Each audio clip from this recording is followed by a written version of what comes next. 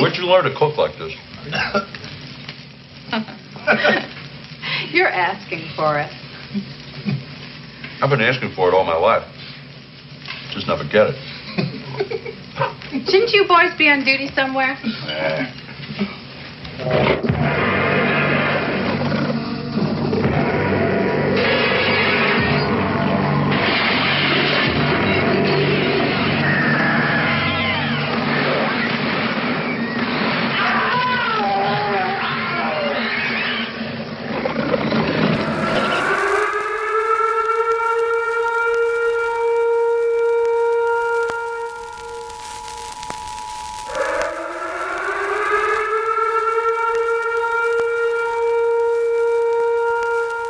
This is the emergency podcast system. This is not a test. Movies are bombing all over the country. They are posing as movies you already know. They may already be in your theaters, your neighbor's home, or even your own. Do not panic. Specialists have been dispatched. They will help you identify these pretenders and defend you against this invasion of the remake. Please stand by for further instructions. Welcome to the Invasion of the Remake podcast. I'm your host, Jason Bishop, and with me today, as always, from the bowels of the sewers, is Sam Stepanenko. I so can't wait to take a shower. Also crawling out from the manhole. Do with that as you will, Trish Coughlin. Okay, well, first of all, the only reason it's called a manhole is because they just decided to name it that. It could just as easily be a woman hole. Otherwise, well, it's a I don't person know. hole now. It's a person hole. I mean, like, I don't know if it's an older one that's like way too tight. My boobs are going to cause a problem, but I can still get out the hole. And coming back for round 2 to answer the eternal question, Tobe or not Toby, Jeff Robertson. Woo! That was Nice. pretty good. Thank you. I worked all day on that. on the Jeff score pun ranking. I give you a 10. Thank you. Well, please. Like anybody can compare up to my pun standards. And that's dropping it down to a 9. I'm editing that out. This isn't like the Olympics. It's just an ongoing scoring system. It is, yes. It's like the stock market, but with puns. Yeah, Sometimes they're great, and sometimes I just want to slap you. Yeah, well, it is what it is. Yeah.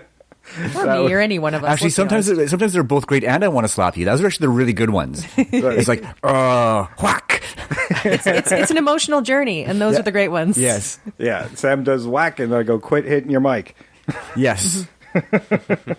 All right, this week we are talking about C.H.U.D, cannibalistic humanoid underground dwellers. Yeah, that's a thing. But that's a thing I quite enjoyed. Yeah. Yeah, I was pleasantly surprised because I thought I'd seen this, and apparently I haven't. Well, I have now, but up until I watched it, I had not seen it. I wanted to see it since I was a child, and this was the first time I'd seen it. Well, and that's the thing, is I think it was one of those movies that was always on my list, and I just never really got around to. But I've seen C.H.U.D 2. I know I've seen C.H.U.D 2, because that was sort of coming out in the video stores when I was working in the video stores, so I knew I'd seen it. So I have no idea why I wouldn't have watched the first one for a frame of reference, but I didn't.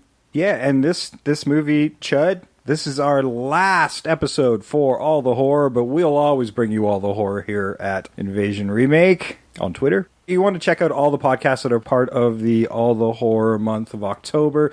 It's 31 podcasts over 31 days of October, and this episode is number 30 of the 31. Go to @allthehorror18 on Twitter and follow the hashtag #allthehorror to figure out would all the amazing podcasts that are involved in this month's podcast extravaganza, 31 podcasts over 31 days. It's never been done before. As far as we know. We know, and we're going to claim that territory of first.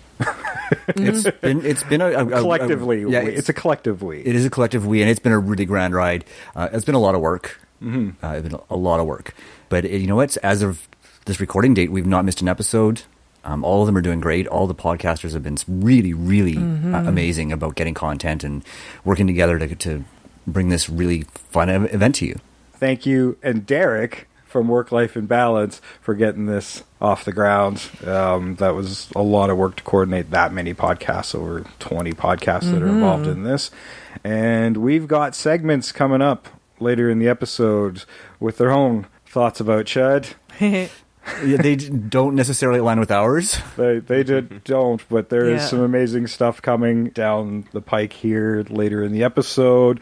Look for Sean from What Does It Matter, Melissa from Brooke Reading Podcast, Rob and Sean over at Movie Geek and Proud, and Nick and Justin, who've got something amazing for you later on from Loosely Based on Movies. So we're looking forward to you guys hearing it as much as us playing it. Yes. Yes. There's some good stuff coming. But now you got to tolerate us for next hour or so. But we'll try to keep it fun. Yes. Well, it's C.H.U.D. Come on. Yeah, I think it's impossible to not have fun with C.H.U.D. I tend to agree with you. I got to see the Arrow release of this, which is a director's cut, so I don't know if you guys got to see the... What's the runtime on the director's cut? That one's like an extra 3 or 4 minutes, I do believe, because I think the original runtime's 88 minutes, and the extended edition's 96. Well, I watched the 96-minute version. Yeah. I missed some stuff then. I think I might just be at the 88 one. Yeah, I Hey, didn't that's, I didn't watch both. Good so. balance. You guys may be able to answer some questions. Yeah. Maybe not. I don't not. see. The problem is I don't know what I'm missing, Yes. or what would have been missing. Well, Yeah. we'll find out, I guess. I guess. We always do. All right. Well, this movie was written. Well, it was actually based on a story by Shepard Abbott. The screenplay was by Parnell Hall, and uncredited screenplay assists by Christopher Curry and Daniel Stern. Absolutely. That Daniel Stern, absolutely. This is directed by Douglas Cheek, and it stars John Hurd. And does anybody remember when we Cat talked people. about... Episode 137. Holy shit. What is going on? We're doing our research now. We're tired of you of looking like idiots. Well, one Oh of no, those got I'm enough not sleep. tired of looking like an idiot. I'm just tired of the look of disdain. the look of disappointment on Jay's face. Yes. Okay, I'm very impressed. Yay. And of course, Daniel Stern is also in this movie. Do you know the connection between John Hurd and Daniel Stern? Home Alone. All right. Well, Jesus, I can't get anything over you guys. Christopher Curry is also in this. There's also a connection there. Oh my god, that one. That one I don't know. looked for. I couldn't find. I knew there was a connection, but I couldn't There find should it. have been Also Home Alone, but he's in the third one. Oh, okay, that was. It's a long stretch, that one, but Yeah. yeah. It was. That's a bit of a long walk. Oof. You know, Home Alone 3 was also written by John Hughes, and that is something that we have to live with. Yeah, I think we mentioned that when we covered yeah. a John Hughes movie Yeah. a while back. There's some problems. Which one is 3? 3 is the one where it's a different kid who's not Kevin, who has the chicken pox, and something about weapons smugglers trying to smuggle a high-grade chip for missiles in a kid's toy, and then he gets it by mistake, the kid. Oh god, no. That sounds like Cloak and Dagger. Kind of. And that's a good movie. Yes. This movie also stars Kim Greist. We've talked about. Episode 99. Oh god, I know it. Damn it. I'll give her the name. I'll let you go. Disdain Rising. Okay, you're just gonna have to live with that.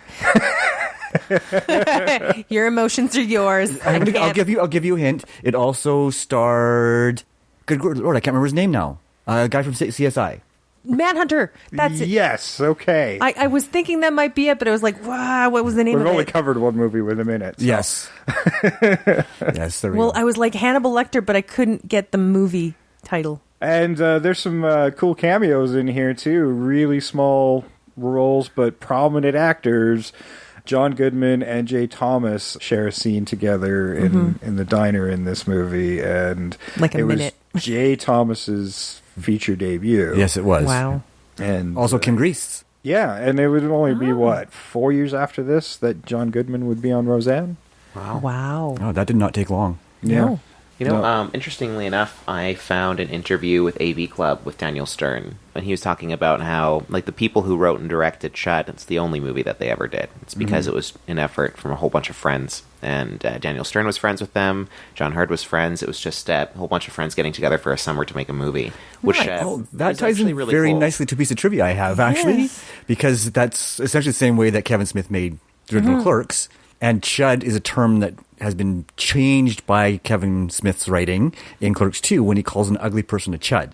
And it's actually become part of the popular lexicon to call somebody a chud when they're unattractive. I also learned you got to be careful when you're searching that on YouTube and other places. Oh my goodness. Oh, no. Because I'm like, I was looking for that bit where they explain what the acronym means. Yeah. And so I just went, chud, meaning on YouTube. Don't do it. Don't do it. That's when I was like, whoa, they did that on YouTube. Okay. Yeah. But, actually, another connection I was noticing when we talked about John Goodman, like arachnophobia, which we did as an episode. Yes, we did. Good job. You know Thank what? you. I didn't write that one down. What's the episode number? Don't know, but still, I got it. Yes, you did. That was part of our Face Your Fears month. Yeah, so it's going to be in the July. 150s? It's like 151, 152, somewhere in there. Yeah, somewhere in there. Yeah. I don't have that written down. Yeah, because that was right before our anniversary episode, so. Yeah, it might have been in the 140s because that would have been July. Yeah, it has to be maybe 148, 149, but in that small range there for sure. Yeah, go check it out. Mm-hmm. You'll be glad you did. It's a good In fact, episode. you got a whole list of movies you got to check out now just because of the connective tissue here. Yes, as always. Now, this actually, despite having a low budget, it's not as low as you might think. No, it wasn't. I was really impressed by the numbers, actually. Yeah, for 1984, this had a budget of $1.25 million. That's pretty impressive for Which, 1984. watching this, I was actually expecting under $1 million, to be honest. You know, I actually, reading in between the lines and some of the reading I was doing earlier today, I feel like it was a lot more low budget when they were initially making it, but then when they were selling it to a distributor and when they were trying to find someone to pick it up, there was a lot that was reshot because originally none of the chuds were in the movie I was reading. Originally, they were homeless people who had become cannibal. There's the one scene where he goes down and the person is maybe zombified or whatever. And It's Victor, got, yeah. well, you can see that the teeth had changed a little Yeah. bit. There were some contact lenses and No, maybe originally- some spiky ears. apparently the chuds were all like that, and they were all homeless people who had started to turn cannibal. But in order to sell it as a horror movie, they reshot a bunch of scenes and shot scenes to add all of the actual creatures. So that could have bumped the budget up quite a bit. Okay, That's well, what I was thinking, yeah, too. so New World came in with a little extra money, I'm guessing. to amp up the creature factor, but I actually think I might have enjoyed it more with that sort of zombie, toothy vampire like, look. like I think, Wendigo type thing. yeah, I think I would have. I think that I really like the look of the chuds in this. I do movie. too. Especially for the 1980s, it was pretty Yeah. solidly done. Yeah, there was just a thing like if they became the homeless people, they were all of a sudden like these evil creatures. I don't know. To me, it's like there's this subtle message that they're creatures, Yeah. and that would make me very uncomfortable. That's why I like them being creatures. Well, and I do think there is a subtext to it. I don't think you're missing something there. Yeah. Like I don't think you're reaching too far. I think this movie really is a commentary on the homeless situation in New York City. Well, you know, and also in New York City has such a long history of urban legends and myths about people who live in the underground. People for years, there's always these urban myths about how there are homeless people who their eyes have adapted to the dark because they live underground and they eat other people, and one day they'll spill out onto the streets and take over all of Manhattan. But I've seen that trope talked about quite often, especially among people who are from New York. I believe that's probably very much the movie that they were trying to make, and it kind of veered away from that as they were making it and until its initial release. Well, and yeah, the first time you see Daniel Stern at the soup kitchen, you kind of get that feeling where he talks about his underground people. Right, it's and he's really talking about the fact that going missing is really important to him, and I really love that bit. Like, Me there's too. so much happening in this movie. If you get past the 80s cheese factor, there's a lot of really great stuff in this movie. There is, although the connective tissue to what brings these people together is kind of weak. Yeah. Especially with John Hurd's character. He's on the periphery of doing an article. He's a fashion photographer who's kind of moved into more serious journalism. That's his goal. I Yes. think feel that was like ultimately with what John wants. Hurd. His whole character, I found He's fucking throwaway. there's He's a lot, throwaway character. There's a lot of good in the movie, but I feel like it's almost a movie where you're watching the first draft of a greater script. Yeah. John Hurt's character, I feel, has like almost no motivation. They talk about how he had done an article about people who lived in the sewers, and he's kind of in between, not avoiding calls from somebody who wants to follow up with that, doesn't want to, like, he has no clear goals. Yeah, he needs to be fleshed out better. It would have been maybe more interesting if this was the story of him getting out of fashion photography to pursue an article, and then that's when the chud happens. Yeah, and tie him into the Reverend more. Right? Yeah. Yeah. Instead of have them know each other initially. Oh, right? yeah. Instead Don't of have them be avoiding strangers. his deadlines. Yeah. And it's sort of, I can see there was hints of it as you were going along, where he was talking he was kind of friends with this homeless little old lady whose brother lived in the underground. And you got sort of the sense that, like, he's like, no, I want to do the serious journalism. I want to do that. But also at a certain point, they're like, oh, I'm not calling the cops. I'm not calling some pigs. Like, that's why he has to be the outsider, because the homeless people aren't going to trust the police. They're going to trust somebody who isn't a cop. And they could have kind of used that a bit more, where his outsideness to the police actually is helpful for him to get in. As I was saying to Jay a few weeks ago, when we were talking about the concept of remaking C.H.U.D for this podcast, I think that C.H.U.D, in my mind anyway, perfectly falls in the category of a great movie to remake, because there's so much that's there that's really good, but I feel like there's almost nothing there that can't be improved on. That's a good way of putting it. It's a really good way of putting it. Yeah, there's lots of good elements to this movie. Lots of cheese as well. But that was part of my thought process in choosing any movie for this podcast. Is it's got to have like some meat on the bones, but and in my mind, why remake something that was successful the first time? We've tried that. It does not work. And, You're with inevitably C.H.U.D just too, going to disappoint people. And I think I would be pretty confident in saying that I feel most people have not seen C.H.U.D, but I feel like most people have heard of C.H.U.D.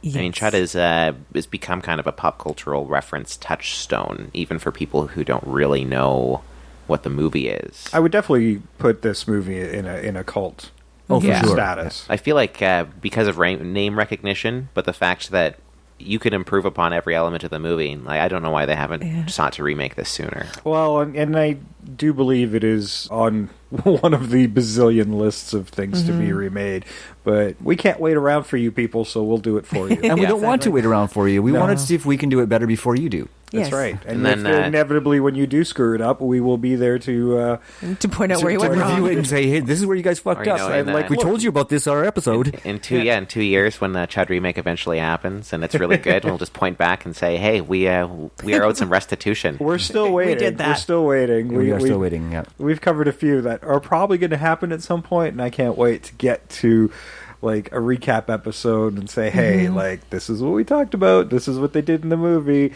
This is why you didn't like it, because they didn't listen to us. Hollywood producers listening to Invasion of the Remake for ideas. It's a possibility. It's a possibility. I look at the stats, California. We Yup. love Yeah. you. And yes, we do. And when I look at our Twitter account and how many small film production companies follow us on our Twitter account, you gotta wonder. And we welcome you. Don't get us wrong. Listen. Right? Yeah. Just, you know what? Here's the deal. If you really do love us and you love what we do and you know how good we are at it, for Pete's sake, give us a job, baby. Or at least a shout out when you do the remake. Yeah, I'm Oh, we want a special thanks in the credits. I want that. yeah, if you're remaking C.H.U.D, I want to be killed by one. Yes. Ooh, Yeah. I'm a terrible actor, but I can scream with the best of them. nice. Or just You be know what? eaten. That's fine. Terrible actor. That already puts you ahead of a few people who are in the original C.H.U.D. It's true. And, despite its low budget of $1.25 million, it did gross some money. It made some money in the U.S. I don't know about worldwide. I doubt it made any outside of the U.S., but 4.65. Yeah. So almost triple his That's budget. not bad. So That's good. that's not bad, and that did lead to a sequel.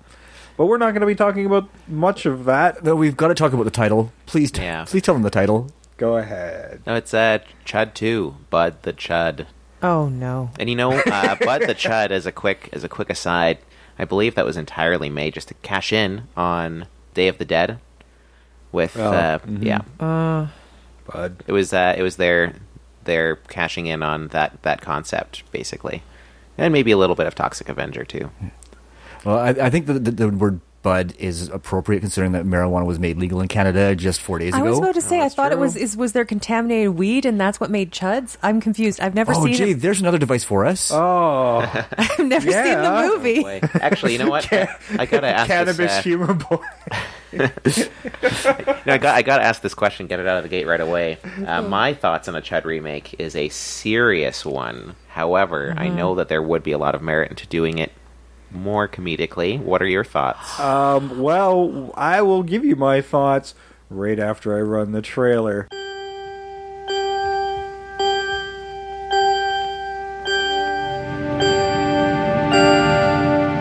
Beneath the city of New York are living catacombs, an endless maze of subterranean tunnels, unfit for anything human,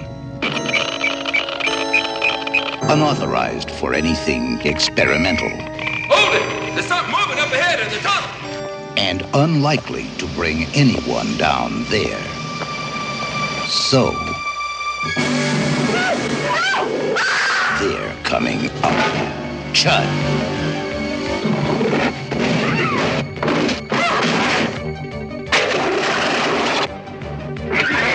C.H.U.D. C.H.U.D. Check your basement and your bathroom. Keep off the street and try to hide. But remember, the dark is their place. The night is their time. And tomorrow, the only things living in the city of New York will be C.H.U.D. C.H.U.D. Cannibalistic, humanoid, underground dwellers. C.H.U.D. They're not staying down there anymore. Okay, to answer your question, yeah, I'm leaning a little more comedic, but in that kind of Gremlins 2, let's lean into it a bit. Let's lean into all the faults of this movie and have some real fun with it. You know, one thing I will want to say before I forget, when I was rewatching C.H.U.D, it just really struck me very deeply how every single character in this movie is just the biggest asshole on the planet. It's true. It is very true. Like, every character goes out of their way just to be a dick to everyone. Even Kim Grease, because she's so selfish, she's forcing her boyfriend to do this photo shoot he doesn't want to do, and she Yeah, puts but- that whole onus of it when she says she's pregnant. She's like, "I need you to tell me what you want." Like, Oh, also, that pregnancy talk, But- I was like, this is the most, like, bizarrely progressive pregnancy talk I've I was seen on about film. to say yes, that. I loved it. I thought it was pretty awesome, For actually. 84, Yeah. Yeah. Oh, for 84, absolutely. Like, out the gate, she's like, there are options. I'm like, holy crap, that's kind of cool. And he's just like, oh, it's not my decision. It's your body. And you I just- See, and I love amazing. that. I What is want to this? keep that in. Even though it doesn't play. I do. Do have anything to do with the fucking plot? I want to keep that in. Yeah. Just because it is so well written. It's probably the best written part of the whole movie. You know, the one Absolutely. thing, unfortunately, that won't work by contemporizing this movie that I really, really desperately want to keep in is the phone call where the guy steals the dude's quarter. Yes. And then eats What it. is that? And eats Oh, it. and when Oh, he my did that, goodness. I'm like, oh, this, like, look how dirty New York is. That money's filthy. Like, yeah, he should be dead. It actually went into the phone. Daniel Stern's going to make a call, and the guy comes along, hits the plunger, quarter comes back out. So you're not even sure if it's that same quarter. And then That's he so puts funny. it in his mouth. Yeah. You know what?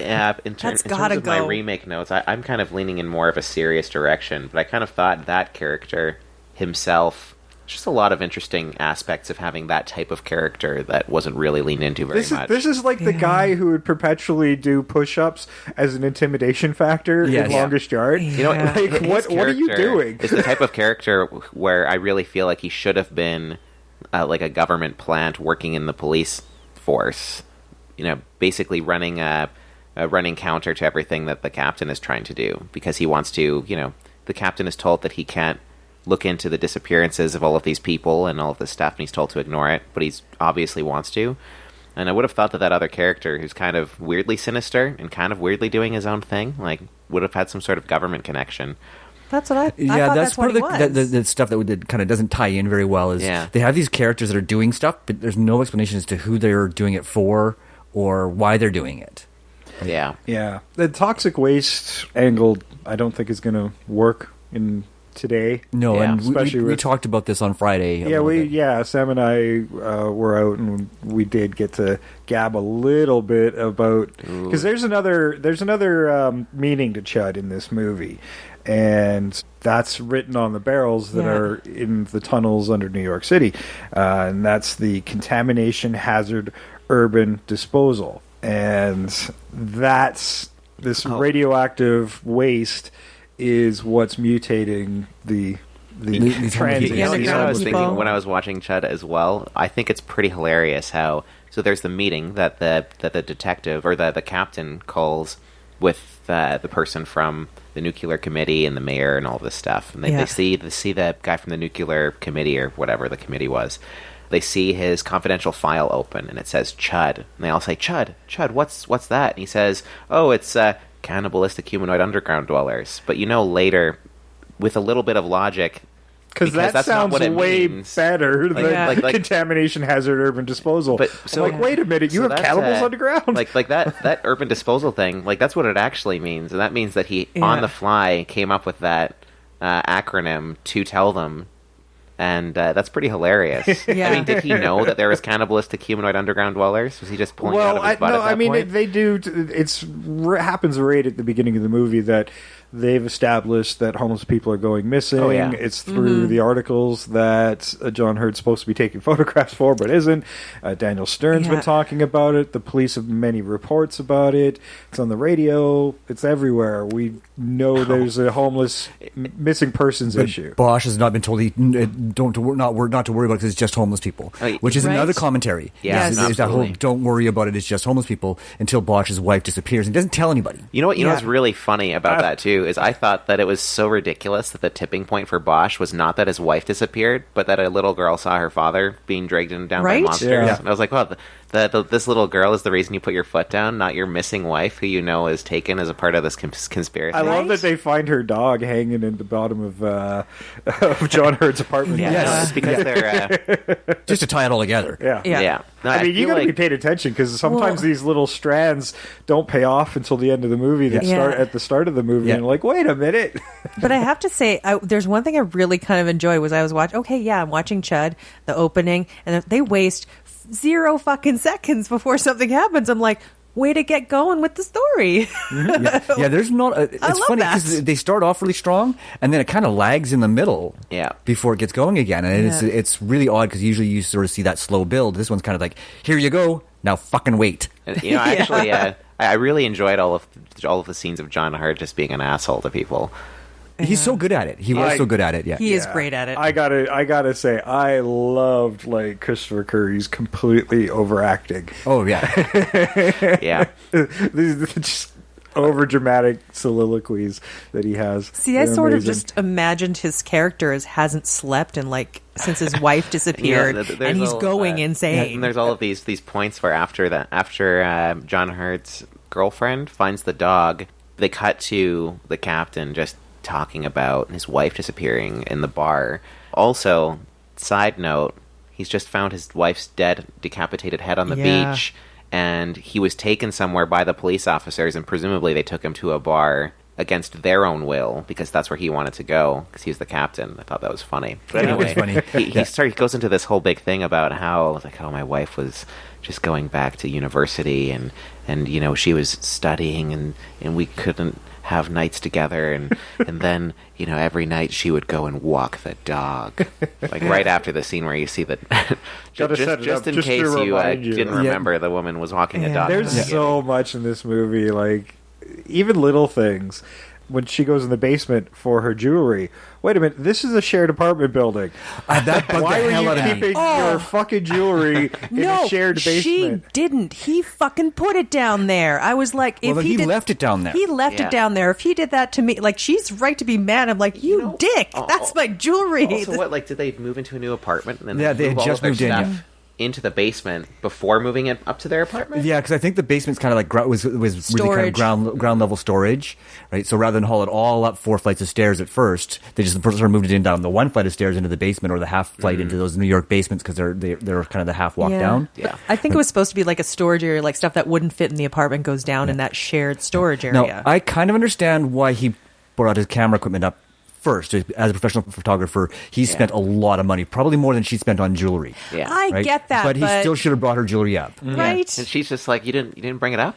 He's like, no. He's like, well, don't you think you should? And then he immediately answers the phone call he's been ignoring all day. Like, what an asshole. Hey, no, that was his penance. He fucking deserved that. Oh, and also talking about the trend of characters, just like when the woman, like when his wife is going downstairs to get the jewelry, she runs into her neighbors, and then she's just a complete asshole to them too. They're like, "Oh, did you moving upstairs?" She's like, "Yeah." Just completely. Well, yeah, it's New York. You're kind of like, you don't want to know your neighbors. Yeah. Yeah, there's thing. I mean, the only reason they brought those neighbors in was to That establish was the New later York. scene. It's New York in '84. New York isn't like that now, but Yeah. New York in '84 had a reputation. They were only there so Oh. they could get killed by chuds later. Yep, exactly. Well, yeah, like that. New York had a reputation in that time frame. It also, the reputation. I did write this down several times. I'm like, that building is so gross. Yeah. The streets are so gross. New York City is so gross. You know, one thing I was actually really wondering about, I didn't really have a chance to dive into to see if there was a connection, but this movie came out in, 1984? Yeah. And Clive Barker's first volume of Books of Blood, I believe, came out in 1986. And his short story, Midnight Meat Train, is very similar to the story for C.H.U.D. in a lot of ways, in terms of one of the main character of that story, and in the movie, if anyone Let's not hasn't talk read about the that story. movie, please. The main character is a photographer who hears about disappearances of homeless people in the underground, and it turns out to be Chuds, basically. Kinda. Spoiler alert. Yeah, to a certain extent, To a certain extent. right, I mean, yeah. there's in the short story and in the movie, there's a lot more to it than that, but there's a lot of surface level similarities where I wonder if Clive Barker was somewhat influenced by C.H.U.D. I had this feeling that story was written sometime before it was actually published. Well, like you say, there's all these urban legends and tropes about Yeah, people living true. underground. Very so, true. and I mean, New York is a great place to set this movie because, as far as I understand, there's like stuff that's unfinished under there. Yeah. There's I actually did a quick trying Google to- search, and it seems that Las Vegas and New York are the main American cities where there is actually a large underground homeless population. Really? Hey, our hometown here in Calgary has their own urban legends as well. I was actually just listening to a podcast, wrestling podcast of all things. Cyrus was in town, and he had witnessed somebody, this is actually a beautiful young woman, coming up from one of those underground grates that are super heavy, right? Yep. She's one-handing this thing from underneath, and then just walks out, gives him a wink, and walks off. And I'm like, well, that's a weird one. Yeah, strange. That is a But we weird do one. have our own underground areas because Calgary initially was going to build a subway, and then they abandoned the project, and they're notoriously known as the tunnels here in Calgary, and they spread fairly far and wide. Yeah. There's also tunnels underneath both of our major universities here. My high school had tunnels underneath it. Yeah. Yeah, it's an old city. You know, Calgary humanoid underground dwellers. There you go.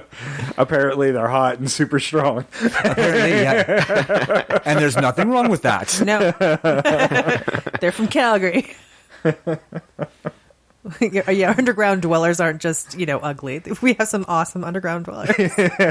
Whatever the toxic waste down there is doing the body good. Yeah. Well, I mean, you're sitting there, you're not getting all that sun damage. Your skin's like just this beautiful porcelain. It's really good for it.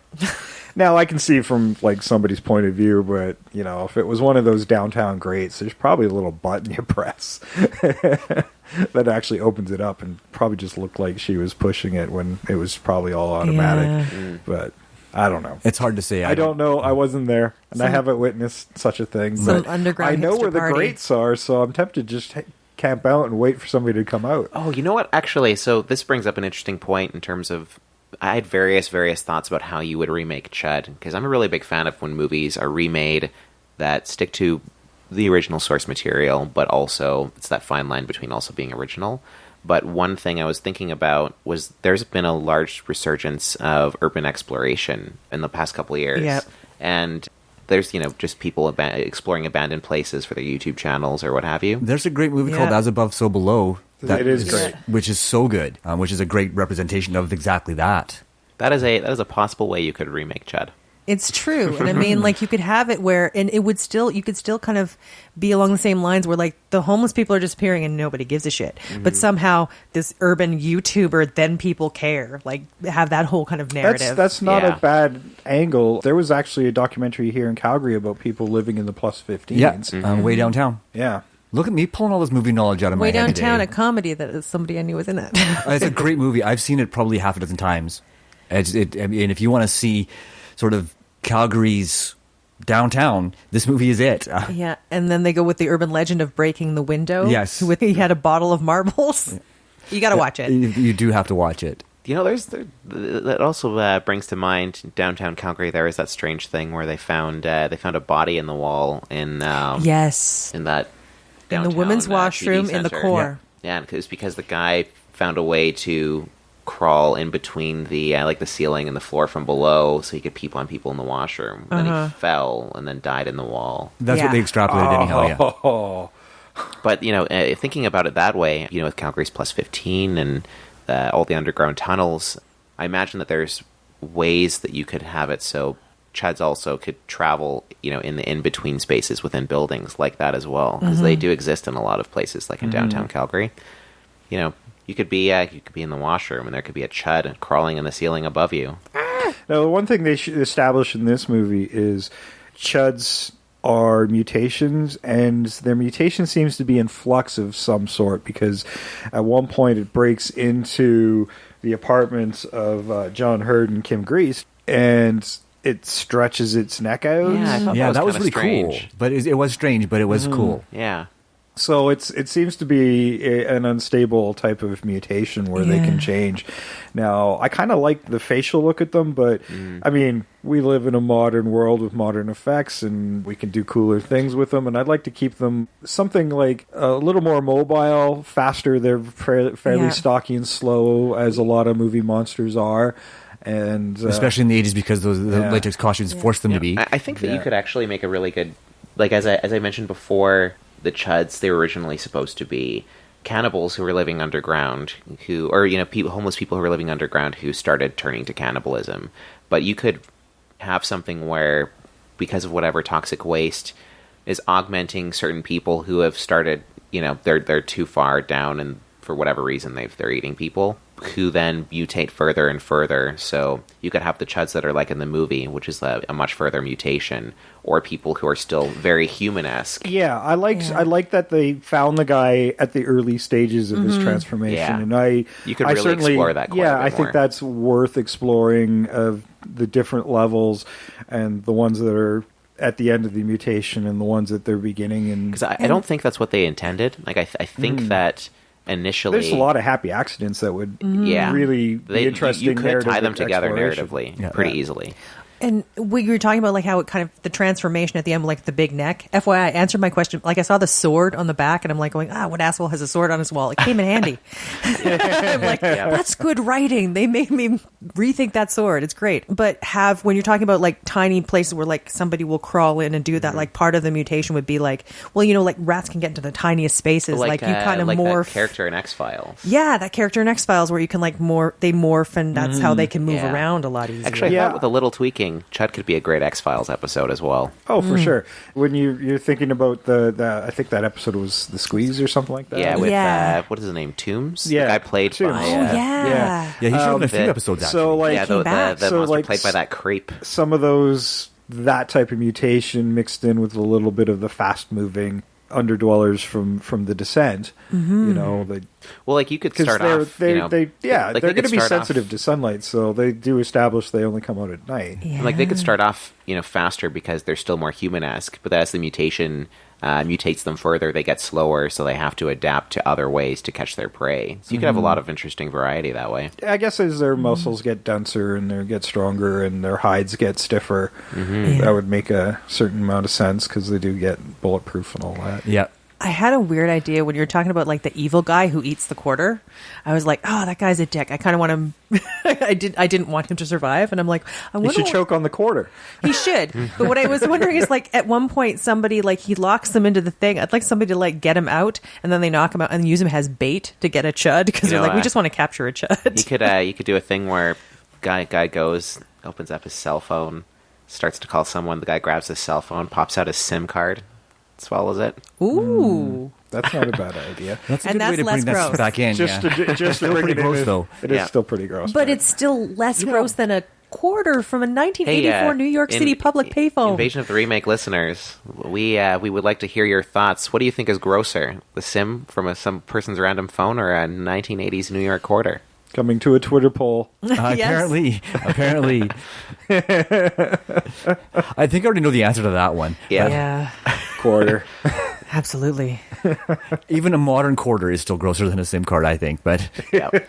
Yeah, all money really is. It's gross. Now, Sam and I were talking the other night about a new acronym for these Yes. creatures, which kind of informed some ideas of what we thought a remake would be. Because in the back of my mind, I'm like, this seems like this is a bioweapon. You know, and the first thing I thought about, well, like, so what if you did this as an experiment or in development as an urban displacement thing? This is a bioweapon of some sort. And then Sam, what did you come up? Chromosomal hybrid urban displacement. Urban displacement. Ooh. You know, actually, when they were having that committee and they were saying, oh, you know, that program from a couple years ago to move a bunch of toxic waste through New York, and the guy said, oh yeah, that caused quite a stink. I was really expecting them to say, oh well, we decided to do it anyway, but through the underground. But then That's what something I thought. happened. But And I that- feel like that's easily what you would do in a remake. Yeah, and I mean, the whole point of the last half of the movie is the cover up, is Yeah. how desperate this guy is 'Cause to cover I it feel all like up. because I like the conspiracy kind of noir investigative aspect of the movie quite a bit, but I feel like the ultimate cover up is fairly weak. You know, he just doesn't want people you've to got find out that he's intimidating been- guys swallowing quarters instead of just killing Daniel Stern. Right? Yes. Yeah. Oh, can I talk about Daniel Stern for just a moment here? I mean, I don't think that he was as bad as Jay thinks he was, but he was not at his peak for sure. He wasn't Christopher Curry bad. No, he wasn't. But can I just ask a question? I mean, he's not homeless. Why the fuck was he so dirty all the time? That is Yeah, definitely a good big question. question that needs to be answered. Yes. You know, also, speaking of Daniel Stern's Reverend character, so they were all friends who made the movie, and Daniel Stern really wanted to be a part of the movie because he thought it was a cool idea, but there wasn't a part for him in the movie, so he wrote himself into the movie, and all of his scenes and his whole character was all stuff that he wrote. Yeah, that's his uncredited writing credit. Yeah. Probably, yeah. And it also explains why it was a little disconnected from the rest of the movie. Yeah. Right? I mean, Although a lot of the aspects of his character, I thought, we're more added critical a lot than to- Herds. Yeah. I think that, Yeah. yeah, Well, in the terms whole of squeezing aspect of somebody him in, yeah. having, you know, he's runs a soup kitchen and is worried about the people who are not showing up. Yeah. I think is kind of weirdly the emotional and like touchstone of the whole movie. Oh, for sure, yeah, Like, there's if no it question. wasn't there, it would maybe feel a little two-dimensional or hollow. Yeah. And there's a point where he's talking with the captain. He's like going, "Oh yeah, a bunch of homeless people go. But why do you care?" Like he's like talking about, "You got to answer my question." I'm like going, "If I help you, what does this matter?" Because nobody else gave a shit. And he's like really pushing him on it. And that's when he finally tells him about his wife. Because I like that idea where he doesn't trust him, and that actually explains a lot. I tell you this, what the hell happens? He's Nothing. like, who went missing down there? The mayor, president, yeah. your daughter. He's like, it's my wife. Yeah. Okay, that could have been done a lot better, but I love the idea that he has to question him. Yeah. Because there's no other reason for him to be there, and he's worried about if he gives him this information, what will happen to these homeless people that are still alive? Yeah, and Yeah. they do say that AJ, the Reverend, and the police captain, he's a captain, and still going out, but and on investigations, but that they have a past together. They have a history, yeah. They He's have a arrested history. AJ a few times, so. Yeah. I thought there was more of a backstory there, like maybe AJ was like a drug addict or something that Well, cleaned and himself up. that's who probably knows? where I'd start the movie, is tie those three characters together. Yeah. So you have the John Hurt character working with the Reverend to meet these homeless people. Why, like, it makes sense, Yeah, right? like they just turn him into an investigative journalist right away. You know, Yeah. is there? I mean, I know this is something that gets thrown around that people immediately cringe at, especially for remakes. But is there a way you could do C.H.U.D as a found footage movie, and the Please found no. footage being absolutely the you investigative could. You could, but documentary You of could. John Hurt. You could just do it from John Hurd's investigative Yeah. aspect. I feel like we've already got movies like that, Yeah. but you easily could do this movie that way if you wanted to. I I think Rec does that rather well. It does. You could do something maybe more similar to, like, I don't know, some movies like Cannibal Holocaust and other movies are kind of hybrids. You could have a lot of found I like that idea with the hybrid style. Yeah. But yeah, straight up found footage. I have so many issues with the way that they're out of necessity they're shot. Yeah. Yeah. Do you remember a show called Freaky Links? Yes. Yeah. Of course. Yeah. It was one of our favorites. I don't remember that. And they would jump from POV from his own camera for his own little social media experiment that he was doing for all the Okay. weird stuff he was investigating to standard 3-camera drama type Okay. scenario. And it worked really well. And It it's did. a shame that it only got one. They didn't even get a full season, did it? It got one season, yeah. Because, like, you could it open up was the movie mid-season, so it was short. with like, the main characters basically being interviewed for whatever John Hurt is doing as his journalistic look into the people who live in the underground. It will do. Yeah, I It think can to be a certain extent. catalyst for the Yeah. beginning of the movie. Yeah. Because I've seen that before, and that kind of is okay for me because then I can understand why it becomes a movie later. Yeah. You know what's not okay? Breaking into a dude's apartment when they're not home when you're the cops. Yeah. Right? He Yes. says, hey, that's breaking and entering. And taking their shit. AJ, Yep. you're under arrest. Yeah. Yeah. It was And then he so goes half-assed, in I loved after it. him. Yeah. Yeah, it was such a half-assed arrest, and it was. Yeah, if we funny. can bring these characters closer together earlier on in the movie where we don't have to pull stupid shit like that. Yeah. Yeah, and they all have a connection. I think was sort of what was missing is that connection between Hurt's character George, I think his name is. And you Yeah. know what? I wouldn't make the captain a captain. No. Oh, he has to be lower on the totem yeah. A pole. lieutenant or something. He has to be like like a detective. yeah, a detective, just a straight up detective. Yeah, it didn't make that much sense for somebody that high up to be already working the case before his wife is missing. Yeah. Like before. But he wasn't working it. He was investigating. He was having his That's true. his regiment doing the Yeah. investigation, right? He was just leading the investigation from his desk. It wasn't until his wife disappeared that he started getting more personally involved, Yeah. Yeah. right? So you could still keep him as a captain. Like, I don't think I would, though. But you need him to have some sort of authority because of what happens later in the movie, where he's demanding meetings and stuff like that. Like, as a if you're anything less than a captain, you're not getting those meetings. That is valid. Well, what if you pulled that in through the investigative reporter, per se? Like, say he's got an insider, which is Murphy in this movie, and instead of another detective who's working the case alone and then is just devoured for no reason. Like, he's brought in for some information. Once we've got the information, he's dead. Now, what if this is an insider of what's happening in the C.H.U.D program? I don't know if I would. I don't know if I would have a meeting called in a remake, because I feel like that was just an excuse for an exposition dump. I think so, too. Like, I think that you could easily have something where it's a detective where there is a conspiracy that's being covered up above him that he's not supposed to be looking into. He goes and asks some And questions he goes to and the asks guy. some questions, and then maybe there's somebody who works for the Force who is there from the government to make sure that it's not being looked into.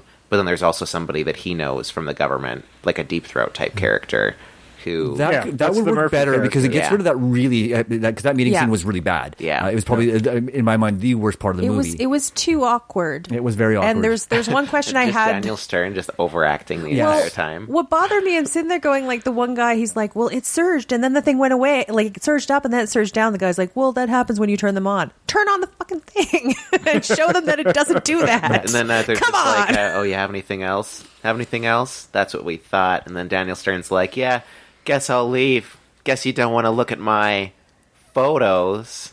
Oh, yeah, it that was bad. all so The bad. photos he stole. Yes. Yeah. Yeah, those aren't your photos, dude. Yeah, no, it was all so It's bad. like, you know, And one day I decided to go down there and take a few photos myself. Yeah, with a really highly looking professional camera. What evidence do you got? You mean the folder that says "C.H.U.D" when you told us cannibal humanistic underdwellers?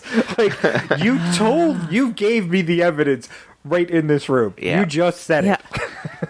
it. You know what? This movie does have some flaws, I'm willing to admit. Oh, yeah, there's some silliness, but it can be easily fixed. Well, I think that's, if you're going to go the comedic route, just embrace the weird and stupid. Yeah. No, I think you could. I think you could make a case for remaking C.H.U.D as like a really serious noir mystery conspiracy film. You could. I think it would be pretty good. I'm still leaning towards kind of that Gremlins toned comedy. The whole acronym kind of lends itself to a little bit of tongue-in-cheek humor. Yeah. Right? Because, I mean, cannibalistic, humanoid, underground dwellers, how cheesy is it, right? When it really gets right down to it. So embrace that to a certain extent. Yeah. Right? And speaking of that, we were going to, before we started, we were going to talk about, is it C.H.U.D or is it C.H.U.D?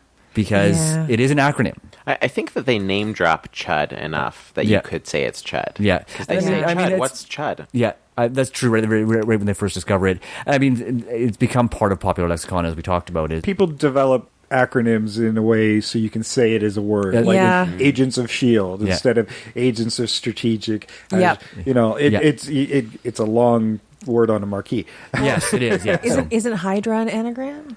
Like, an acronym? I don't think Hydra is, but I don't remember about that one. It might be. Yeah, like You think I I know know, there's a but I lot don't. of stuff. Shield is. Shield is. Sword I don't is. know if Hydra's an acronym. I don't think Hydra is. Shield, sword, yeah, like stuff like that. There are ones that AIM people is. go, Yeah, MODOK is. MODOK is. nice. Yep. There you go. My question answered. Yep. I was just going to say it's like a dumb joke, but, you know, DC has Darkseid is, whereas Marvel's MODOK is. Stupid. Yeah, no, it is. I don't know. C.H.U.D just rolls out. It's fun the to tongue. say. It is. It's C.H.U.D. C.H.U.D. C.H.U.D. Yeah, apparently, while they were making the movie and a little bit afterwards, they would spray paint C.H.U.D in various places in New York, and people would say, "What the hell is C.H.U.D?" Like, this is a little bit of guerrilla marketing. That's some great guerrilla That's marketing. brilliant. Because, you know, C.H.U.D is just a great word. Yep. For some reason, it just really sticks with you. Yeah. Yeah, that's just it. It was memorable, and you're like, well, wait, what is that? And that's what grabbed me as a kid.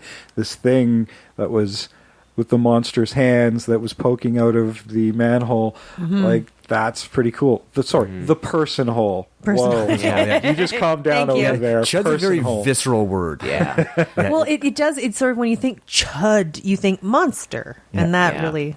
Yeah. Also, I also want to make a shout out to one of my favorite of all time Simpsons references, where Homer is looking for a new job after he gets fired from the power plant, and one of the want ads he looks at is like sewer cleanup, and he says, "I don't want to do that. The Chuds will get me." Nice. And that's when you know you've made it, when you are a Reference in in Simpsons. Actually, there's multiple Simpsons episodes that reference it. There's like 3 or 4 that they reference the C.H.U.D. Yeah. I don't know them all, but I know that there are I think several. that one was like from only season 3 or 4. Yeah. It was pretty early on. See, but if it's got into the pop culture lexicon that far, Oh, yeah. why has nobody thought, hey, this is great? Yeah, I mean, Let's do C.H.U.D this. has. It's one of the few really obscure cult horror movies that actually has amazing name recognition. That's why it would be a great remake. I'm telling you. Yeah. Well, you got any more ideas for this remake, guys? No, you know what? I mean, we're coming up with some pretty interesting ideas, and we've talked about developing the characters more and tying them together and early. you could do it within the action without having to stop and do these long exposition moments. Yeah. We touched on this, and I don't think we got to the end of the conversation on it, where we're discussing having the radioactive material underground, and you're going, well, you were saying maybe they just started moving it anyway. Maybe they opened up a disused subway tunnel that was constructed but never finished, and they were just using that to move that underneath, and that was the big scandal that they didn't want anybody to know about. Well, they say that right in the movie is well, you remember that plan? Well, by the time it got in the public, it was already here. Yeah, that's the thing. Yeah. It was they did it without telling anybody. Yeah, and so But then you find out it was like a double twist cover up because they'd actually been just dumping nuclear waste there the whole time. Yes. But I think that the first one is actually more compelling, that they're moving something they're something moving and happened, it's ongoing. and then it caused the Chuds. Yeah. Yeah. And I think that I was thinking this is a bioweapon experiment that maybe via transportation got out. Yeah. well, they didn't like the results because it became these uncontrollable monsters. So they're like, well, we can't use this, right? And they were trying to get rid of whatever was left. You could have a character who there's people who want to cover it up, but then there's a character who says, well, you can't undo what happened. We may as well see how this plays out and see how it works. Yeah. Yeah. That could be a lot of There's fun. always Actually, that that could be that crazy government person. agent because he doesn't work for the Nuclear Regulation Committee or whatever it is they called it in the movie, but he's a cover-up agent. That's what his job is. His job is to cover shit up for government agencies. He's which a fixer. is a really cool concept, actually. Yeah. Is a government agent who doesn't work for any one agency. His job is just to cover up their fuck-ups. Like, there's so much in this movie Nice. that would lend itself so well to a really good conspiracy movie, which I feel like is a genre that doesn't get enough love these days. Conspiracy horror is kind of fun. Yeah. Yeah, so I like the idea of where we're going with all, because it's kind of in there. It's just we just need to sort of expand on it a little bit. There's lots of stuff that's like kind of there, kind of isn't. Like when you get the John Goodman, J. Thomas diner scene, we don't actually get to see the massacre that happens. We just get to see the cops arriving to a bloody mess. I actually noticed that happened a lot in Chud. Is just right before something was about to happen is cuts when it would away, cut away. and then you Yeah. see the results afterwards. Yeah, that was obviously budget. Yeah, and that's a case where we can put that back in the movie. Like, it's a horror movie. Let's see the horror. Yeah, yeah, because there's only one scene where where you really get to see a lot of blood, and that's when the blood comes In the shower. comes bursting out of the shower, which Yeah. was completely unnecessary. It's like And it didn't make a lot of it sense. again did not move the story forward at all. It was like their little psycho tribute. Yeah, it was. Yeah, I think to a certain extent, I think that probably was part of it, and just to get her involved in the horror because she's really an extraneous character otherwise. Yeah. See, and I thought like her participation was already in there, considering she knew that he was already down in the sewer and that there was something down there. Like she knew he was there, and I guess how did she find out about the gas? I can't remember. I don't know if she did. It was She went to go save him and say, my husband's in the... Some city workers found a dead Chud. It was just that easy. They found a dead Chud, and the gas is gonna... Which, by the way, if you're made from toxic waste, a little natural gas is probably not going to do you that much Yeah, harm. that's actually one thing I was going to say, that if I was to remake Chud, the ending would be completely different. Yeah. Well, I mean, if you're going to use the gas angle, then light it on fire. Blow up a few city blocks. A gas explosion is what killed it, not the gas. I kind of like that idea because they are so hard to kill. I mean, she does cut its head off with a sword, admittedly, but I think the idea of his sort of his greatest weakness is the fact that it's very oxygen dependent. So when you remove oxygen from the situation or from their environment, that's what kills them. It's Oxygen dependent. They're in probably That's what I was high saying. methane. I would maybe they're say- methane dependent, or maybe you do something that removes See, that agent If from you're the looking air. for flammability, I would say you're pumping in oxygen Yeah, to get to them because they can't handle that. Because the mix of oxygen is something, it's too much It's for too them. pure, They will right? kill it. I feel like with Chud, you could get away with them not having a specific weakness that will kill them, other than the fact that they have a weakness to light in general because they're used to living in the dark. Yeah, well, the thing is, I think that's what they were kind of insinuating in the original movie was that they asphyxiated the gas caused them to asphyxiate for some reason, and I kind of liked that because it's so simple. Right? Except But in the end, they didn't. Yeah, they were didn't use it. Well, They very well, didn't even really explain if it worked. Oh, yeah, you're you right. kind of okay. And then let's get to the truck. Also with with the Yes. diner though too. Obviously, there was a large handful of Chuds not in the sewer anymore. Yeah. Right? Yeah, exactly. They didn't get all the Chuds. What happened was they were trying to isolate them and let out some gas to poison them. And they were parking over the manholes. This was trapping AJ and George underneath with the Chuds. And so everything's filling up with gas. And the one of the main bad guys there, or one of the main conspirators, gets in the truck. He's trying to run down AJ and George after they escape the sewers, and drives into the manhole, and it explodes. Oh, yeah. Yes, It just erupts. Yeah, I mean, immediately. granted, that's the trapped gas underneath the manhole that's making They it also explode. said that But where's something the about how spark? all the trucks were rigged to explode if they had impact from below. they did Missed that too. part. Yes, they did say that. Yeah. I missed that bit. There we Yeah, go. it does look ridiculous when you watch it. Yeah. It is all explained, but it looks retarded. I- And then they end the movie like, Right? did you get the chuds? No, I don't think you got the chuds. I mean, lots of them came up. Like, I feel like just, with it's over. Chud, you could take a key out of the Crazies, where that's a movie about biological warfare that gets set loose in an American city or town or whatever. We and then, covered it. Yeah, Yes, we have. exactly. And then their solution is we just have to bomb the place and say that something else happened or whatever. But I would Yeah, it was a almost say gas leak. that would be a better. Sorry. Oh yeah, you can still use the gas leak as an excuse. yeah. Yeah, that's right. Because I mean that's Sorry, I was thinking of the remake, but you're right. In the original one, it I was don't know. gas. It's the U.S. They probably would just say it was a terrorist attack. You could lean into the whole conspiracy element and have a whole thing where they, in order to get rid of the Chuds, they blame it on terrorists. Yeah. Right? No one is the wiser. And then they're like going, well, now we need more. Oh my God, yeah. And then they're like, okay, well, now we obviously need more funding for weapons to fight Yeah. against the Yeah, terrorists. You know what? That would be a solid ending. that would be a far more solid ending. Solid. And they're horror going, yeah, we've ending. just opened up like $4 billion to this one company to help us You fight terrorism. Take a page out of Zack Snyder's Dawn of the Dead remake book and have it end with like some news reports and some other. No, wait, it starts with news reports. Oh, I love that. It It's starts so and ends. dark. but I love it. But yeah, you could just have some news reports at the end, and you're like, oh man. Yeah, they could even be using playing some footage from George's original interviews about the.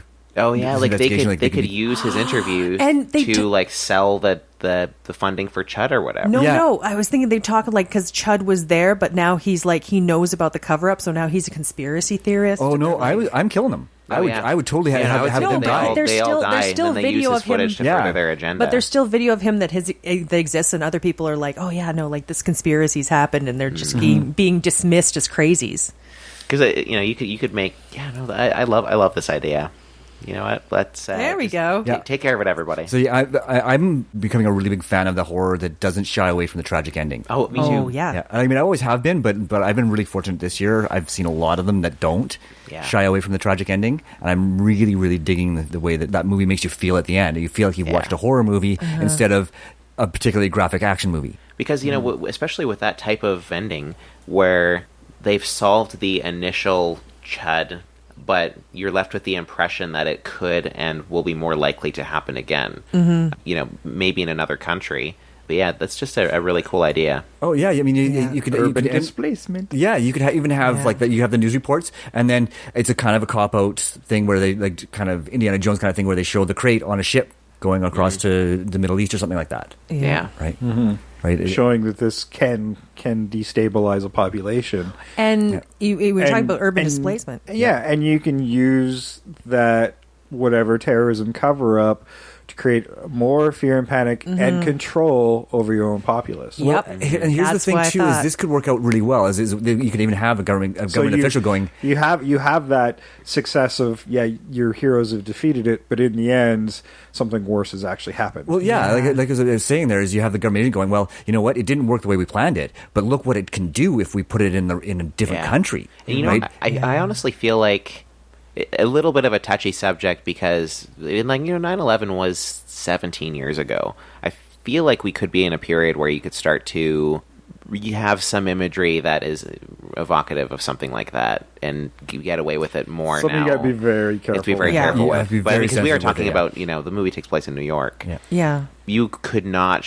You'd have to go in knowing that that's kind of what you're doing if you're going to go with a U.S. cover-up terrorism angle in New York. Yeah, you would have to be very careful with that. Yeah. You'd be And I think like during whatever this carnage of the Chud thing, the one thing we need to show, and it's kind of there in the original, is New Yorkers coming together in support of each other to defeat this thing that's trying to kill them from underneath. And that's something, again, from 9/11 of New Yorkers joining together to overcome. And I think at the end of the day, this movie is a very New York movie and should still be that and celebrate the things that are uniquely New York. Yeah. It should be, and actually, that brings up a point that I've completely forgot to mention till just now. Is I'm sorry, but as far as I know, there's no way you'd ever see just one person walking down a New York street at any point. Yeah. No, that's true. Anywhere. Yeah, no, absolutely. Yeah, like when she's at the window and screaming, I'm like, it's weird. Like, why? It's because it Even was the opening cordoned scene. off. Actually, throughout the whole movie, where I feel like they added in elements of things that were like New York urban legends. Like she's screaming out the window for someone to help, and no one hears her. And it's very reminiscent of that story of the woman who Was getting murdered. Yeah, in New York.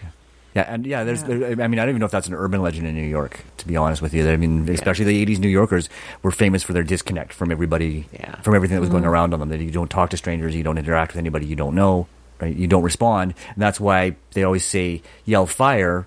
Yeah, oh yeah. Right? It comes from those stories. Oh, and never yell rape because nobody will come. Okay, I think we got the foundations of a really great movie. Yeah. We're going to get to some recasting here, but before we do that, we've got some guests with their own recasting. So first up is Sean from What Does It Matter and Melissa from Brooke Reading Podcast, followed by Rob and Sean from Movie Geek and Proud. And then we close out with Nick and Justin from Loosely Based on Movies. We'll be back on the other side with our own thoughts and recasting as well.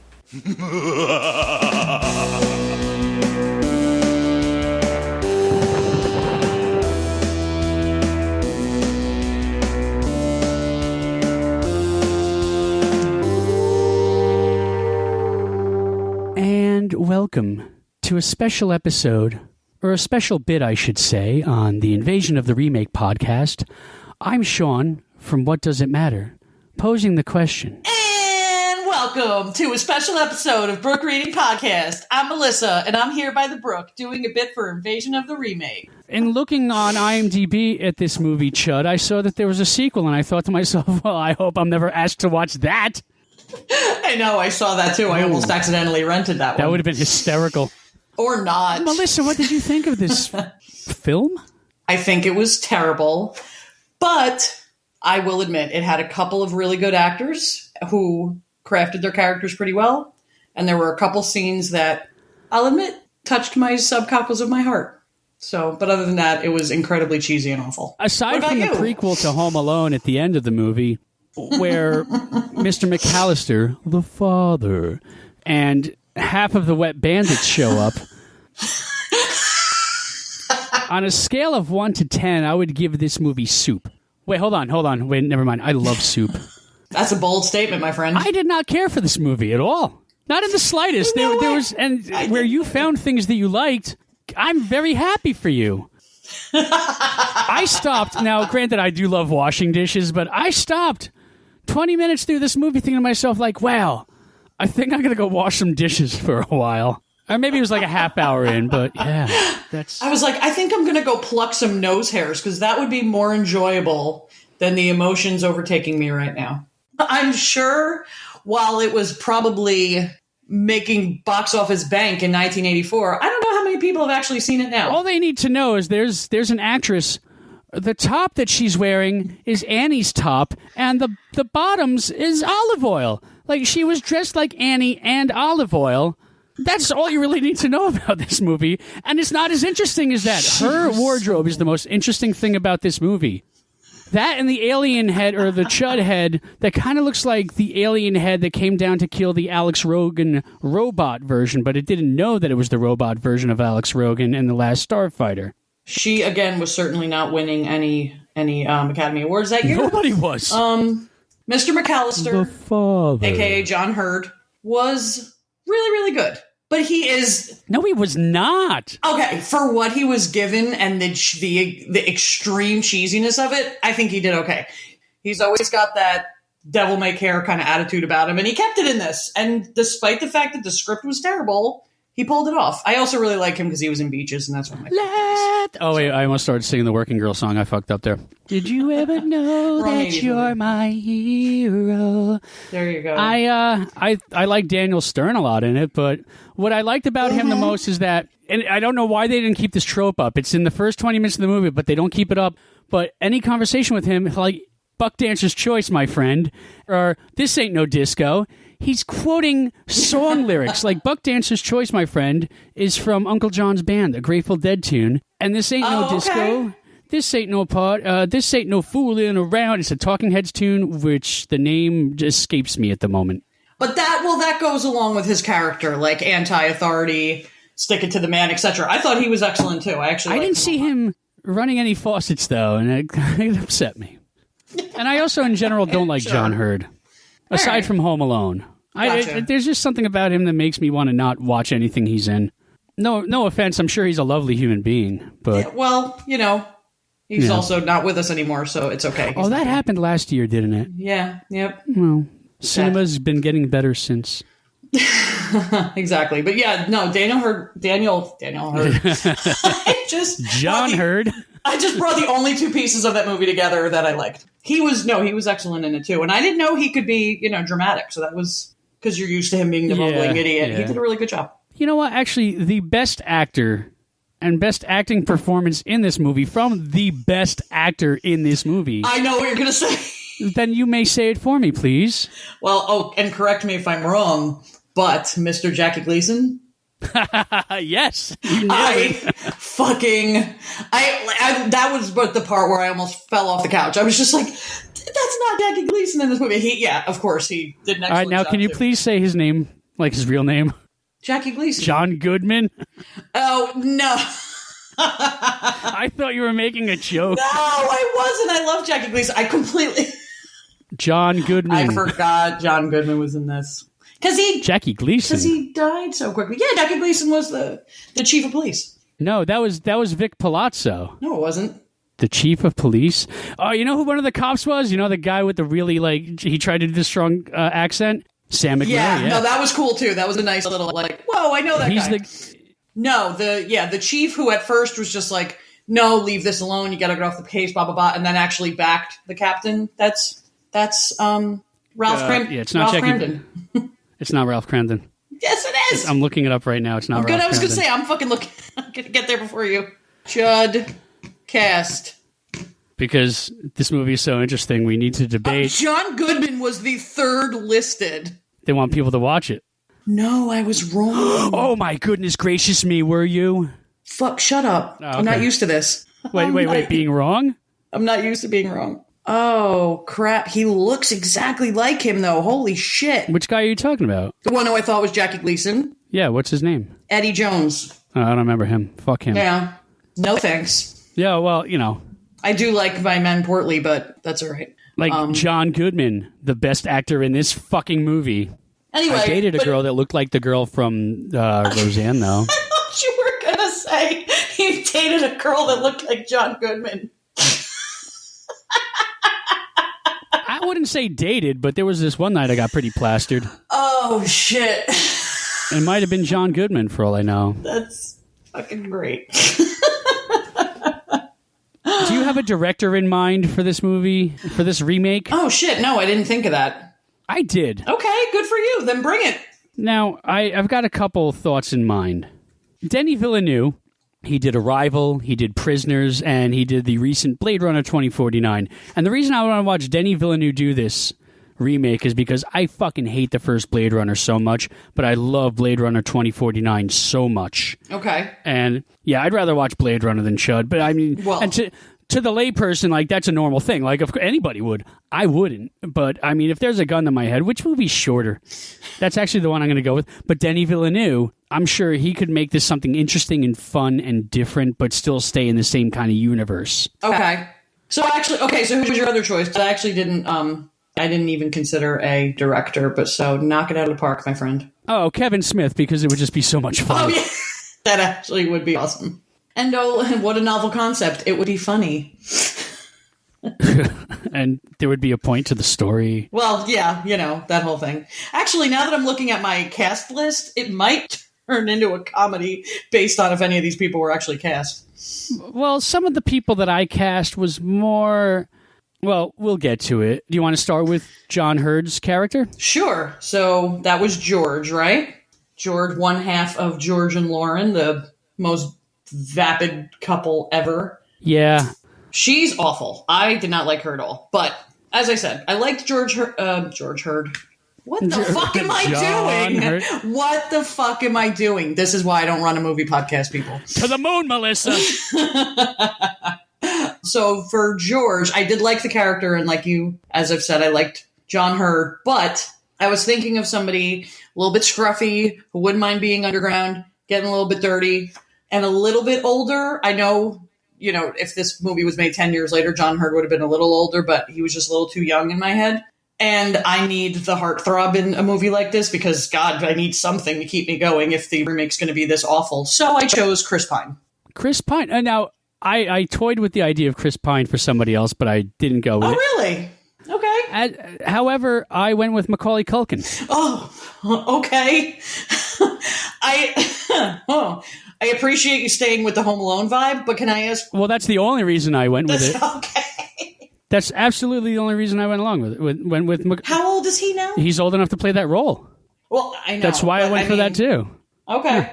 So you went for the older in regards to age thing too? Sure. Cool. Plus, I just wanted the Home Alone connection. So are you casting everybody else in that movie too? No. Okay, gotcha. And no, Daniel Stern is not Woogie from Something About Mary. All right, good call. So you want to move on to the wife? Sure. Miss Lauren, who totally thought was going to die, P.S., and I know it's a spoiler that she doesn't, but really thought she was going to bite it. Because even though she does have 99% of the movie, I hated her, she does have a moment where she actually fights back. I picked Jordana Brewster from Fast and the Furious. Ooh. She's just cheesy enough. I could see her getting that little, fire to fight back. But Jordana Brewster is a good choice. Thank you. I'm going to go with Naomi Watts, but the King Kong, the Peter Jackson King Kong look, because she looks like her. She does. Oh, my God, yeah. She's a much better actress. Well, yes, of course, but you're investing some big money in this then. Denis Villeneuve and Kevin Smith know how to stay within a budget or a lower budget. That's a good call. Thanks. I don't remember the cop's name. Who, the main cop that... Yeah, that gets Captain shot. Bosch. Yeah, Bosch, that's it. Captain Bosch, yeah. Like the lizard guy from Empire Strikes Back, one of the bounty hunters. That's Bosk. Never mind. Who did you... Well, so I think you'll appreciate my winner because it was a tie. So I'll go with my number 2 first. I actually picked Patrick Warburton. Well, okay. He's big, he's imposing, thought it'd be good. But one out was, and you'll, I hope, really like this, Mark Maron. Oh, I love it. Yeah. I was just when I would think Mark Maron was my first choice, and then Warburton came out. I was like, he could do it too. I was like, but that's a different style, but he's still gritty, kind of. Yeah. And I'm like, no, if I want fucking gritty, though, gotta go Maron. I went Harvey Keitel. Ooh, even fucking grittier. Okay, that's awesome. Yeah, shit, yours is turning into big budget. I was just thinking of the scene in Bad Lieutenant where he's like, yeah, you ever suck a cock? Show me how you suck a cock. How about Wilson? You. I love you.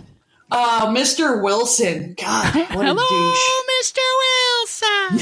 I know, I kept thinking that too. What a terrible fucking name for your villain. So, this one was actually easier, and I think it's because I have love for so many actors that have played villains. And this is a straight tie. I literally can't decide which one, but either of them would be perfect. Jeremy Irons. Nice. I know. Or Michael Wincott. Of course. Unless there was the prequel to C.H.U.D when Wilson was younger and when he started being, taken over by the glitz and glamour of the NRC. So when he's a younger man, he could be played by Michael Wincott. And then when he's older and just completely insane and losing it and, decides to go on his... Completely changes his voice. Yeah. Yeah, exactly. Whatever. Who cares? Nobody's paying attention to that shit. Then he becomes Jeremy Irons. And who says Jeremy Irons can't lose his accent a little bit? He is an accomplished actor. I just remembered the name of the band. Go ahead. I'm going to tell you the actor's name. Well, I was going to say, we're on your Mr. Wilson anyway, so go ahead. Yes. Nick Sandow. Okay, can you tell me the band? Because I know that... Side Boob. That doesn't help me at all. It's Caputo from Orange is the New Black. Oh, he totally looks like him. Doesn't he look like him? And that's how you break the internet. Oh, shit. Yeah. And that's how you recast a movie. You don't. And that's the Ethiopian shim. You don't think you wouldn't put him as Bosch? No, Definitely Wilson. Okay. Especially at the end. He it's the hair, it's everything. Like he just he's just all flustered and his his comb he over is the all mustache fucked up. down. And, yeah. Okay. I got you. I like it. I didn't cast anybody else. I didn't even recast Daniel Stern. You didn't? No. Okay. I thought he did a perfect job, and he can still do it. He looks the same. You're absolutely right. He did do a perfect job, but taking into account Having to recast and all of the like the physicality that he did, of being very just like twitchy and emphatic and like all that kind of stuff. Vince Vaughn. Well, I'm going to go with Jeff Daniels then, to keep the Daniel and the S there. Okay. I'll go with Jeff Daniels, because he's a hell of an actor anyway. Oh, You ever of course see he 2 is. Days in the Valley? That guy's magnificent. Yeah. Vince Vaughn was the only salvageable part of the remake of Psycho. He's really good when he has to kick it up a little bit and be a little psycho. And even in Swingers, which was fucking hysterical, when he... Never saw it. You never... What? I know, I sound like you. Wait, now. what? I didn't see a movie. I'm sorry, what? Can you say that louder for all of our listeners to hear? Actually, they're not our listeners if you want to get technical. That's true. And we would like to thank Invasion of the Remake for having us, and we would also like to apologize, but I'm sure you can edit this anyway. I'm so sorry. On a scale of 1 to 10, I would give this a big old gas leak. All right, yeah. Like, are you fucking stupid? Sorry. Yes. I was just like, I am. Are you really going to flood all of fucking underground New York City with gas, you fucking moron? Like, seriously? Well, they did leave the end open for a sequel because all that shit that's mixed with the gas and that made the C.H.U.D is now floating in the air to the end credits. I know. I liked the music, by the way. Did you? I actually thought it was abhorrent, and I was wondering what you were going to say about it. No, I didn't love it because it was kind of like, it was almost as...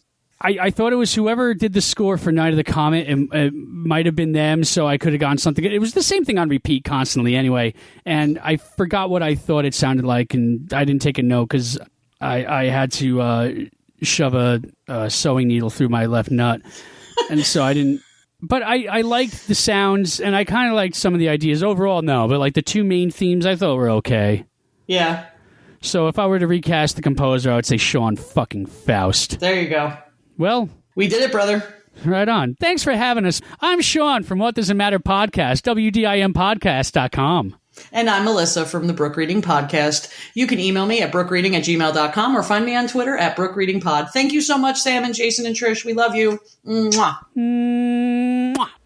This is Movie Geek and Proud. I'm Rob. And I'm Sean. And we were given the movie C.H.U.D, Cannibalistic Humanoid Underground Dwellers. And my impression before watching this film, I thought that I was going to get a very detailed 80s vibe with this as far as the monsters and practical effects. As far as the story, I did expect it to be somewhat scary and very serious, not cheesy or anything like that. As far as like the story and everything, no comedic value. What about you, Sean? Same thing. I actually just thought that the monsters would be in it a little bit more than they were. Okay. Well, I mean, your impression before watching the movie, like yeah. Before watching it, I thought it was going to be heavy on the monster. Yeah. Okay. Mm-hmm. Yeah. So, after watching the film, I personally have mixed feelings about it. I did enjoy the monsters, their look. I enjoyed the music when they decided to put music on. And I also enjoyed sort of the overall story about these missing people and murders that are happening to the homeless, and that people actually cared to find out what was going on. But what I say I didn't like about it was I guess just sort of the storylines that were happening through the movie. Some of the characters seemed a little wasted and just a little drawn out. And like you said, there wasn't that much monster activity going on. It was more of a mystery than, I guess, a horror. So yeah, I'm kind of in the middle. Yeah. It's funny because most of the time we were watching it, I kept being to Rob, why do people like this movie? Why is it so popular?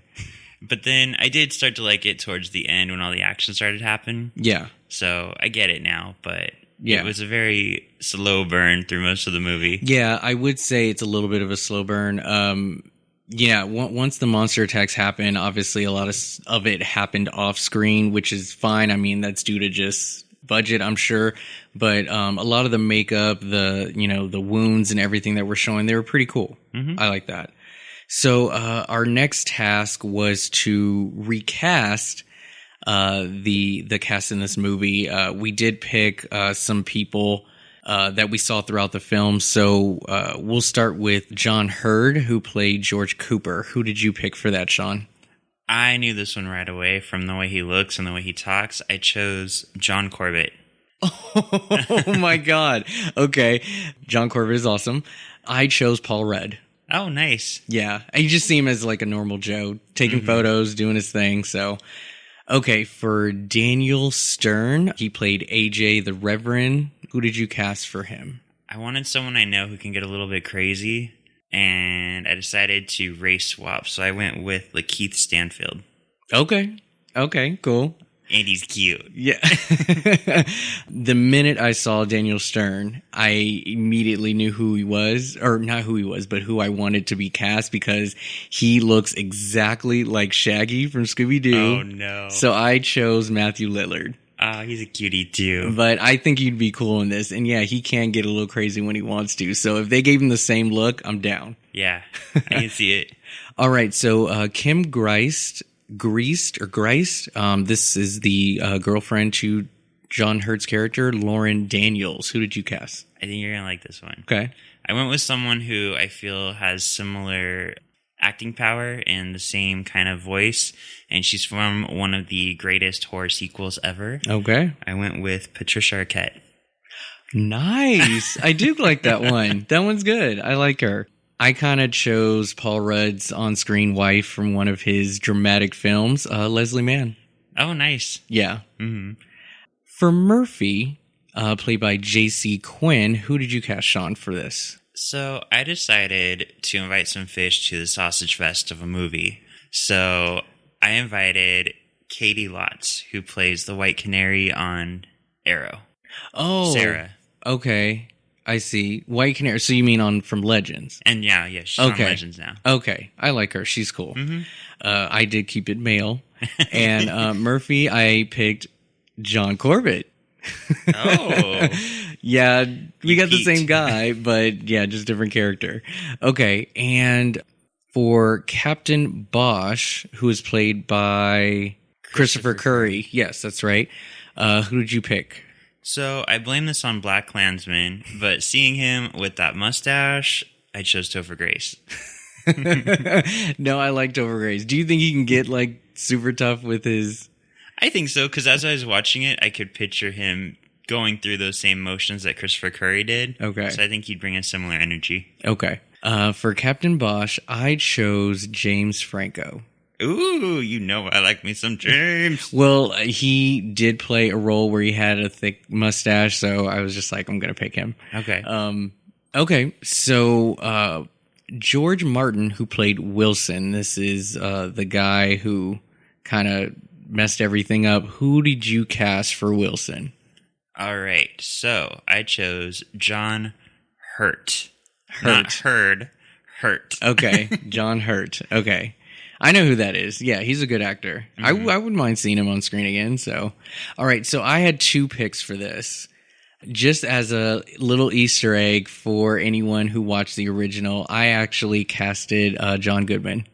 Nice. I thought about doing that. Yeah, but if I had to choose without the whole Easter egg thing, I went with Craig T. Nelson. So this is the dad from Poltergeist, and the only reason why I casted him is because he's the one that got pissed when they left the bodies but moved the gravestones. So with this, it's like a role reversal, and he's the one who messed up. God, I love you right now. That's beautiful. Okay, and just as a bonus, we actually casted Val, the crazy homeless man with the knife. This was played by Graham Beckel. Who did you cast for this small little tidbit cameo role? So here's the thing. I was like, I'm going to be a good Samaritan and invite some more fish to the party. So I invited Uzo Aduba, who plays Crazy Eyes. But then I was upset because both of my females I cast get killed in the movie. Yeah, So now I'm just an asshole. You're horrible. You're horrible. Okay, I casted Ben Stiller. Nice.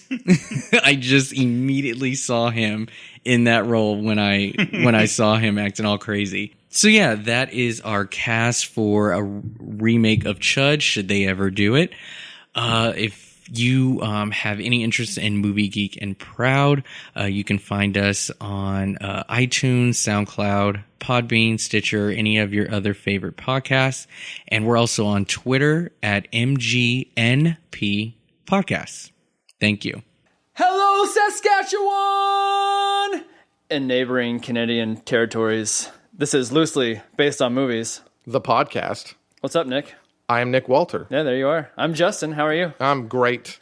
Great, Justin. Great. Yeah, I'm super happy because we were involved in something. Yeah, somebody included us. We're not the fat kid on the playground anymore. Yeah, we've like had 3 other podcasts on our show over the 6 months, and it's the first one that invited us. Yeah. So shout out to the Invasion of the Remake podcast. Although we had to submit that we wanted to be involved, but they asked. We raised our hands. That's true. Yeah. So and we did it first. We got first choice. Yep. So boom. So what they did was they wanted us to review a movie. They had like a selection of 3 movies or something like that. It was Event Horizon, Dreamscape, and then ours that we got. Should I save it or say it now? No, let's say it now. Say it now? Yeah.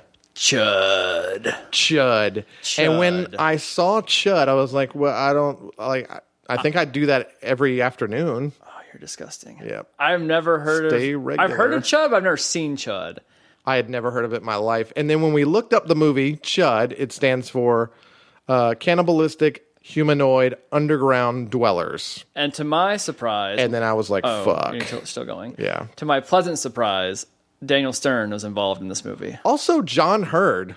Yeah, but he's second to Daniel Stern. Well, and then John Goodman makes an appearance. Yeah, John Goodman jumps in for a moment for some reason. So it kind of made me feel a little bit better about watching it when I was like, oh, okay, recognizable people. Yeah, Home Alone. Yeah, that's all exactly what it was. Home Alone and Arachnophobia. That's all that came to mind. So, and then they asked us to do this movie review summary, analyst. Yeah, but we don't usually do that. We don't do that. It's not really our thing. We're terrible at it. We're not movie nerds. We're movie likers. No, we're not like the people of this podcast. No, like our podcast. Good for you, Invasion. Yeah, good for you. Loosely based on movies, our podcast. Our podcast. Very, very loosely based on movies. We just kind of use it as a driver to come up with creative things that we do. And some of the things that we do, Justin, Audio projects? Audio projects? Yeah, I guess we could call it audio projects. I put my hand up for that one. We do OG songs, OG trailers. What else do we do? We did 1930s radio serials. Our own OG voices? Yeah. We do that too. So we just impersonations. Every episode we come up with what we call a challenge, and essentially it is one of these projects that's loosely based on the theme of the show. It is quite challenging because if we didn't do these, we could knock out like 3 podcasts a day. Oh my God, yeah. Like it takes forever to come up. For it took us like 8 hours. Yeah, because we do all the composition, we do all this, we get all the sound effect, like everything, and we try to stylize it as best we can. Have fun with it. Yep. And then Justin will go and spend hours doing the illustrations for the show. I like to draw and some research for our show. October 2nd, our season premiere. October 2nd alert. October 2nd, loosely based on movies. Yeah, we're covering loosely Venom and Predator.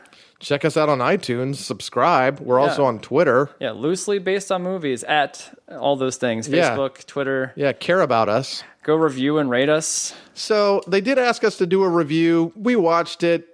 It was all right. It was good. We watched it. I will never probably watch it again. Yeah. It was cool, all right, I guess. Yeah. Like, see the 1980s horrible, the monsters were atrocious. Yeah. I think I could do a halfway decent job of making a person look like that now. Yeah. You get some jelly, maybe. Yeah, that's what I was thinking. Some glowing eyes. Some kind of sticky substance, and then... They did look pretty nasty. Some food coloring. They looked like they lived in the sewer. Yeah, for sure. Yeah. For sure. Like some nasty sewers. Of New York City. Yeah, New York City. So we watched it, and we decided to do something that we always do, and we did a song. Yeah, songs are I guess, the easiest thing to do, kind of, sort of. And, Nick put this together. I hopped on for a little bit. Oh, sorry, everyone. Yeah, and I hope you guys enjoy. The C.H.U.D. It's just called C.H.U.D, Yeah, just called C.H.U.D.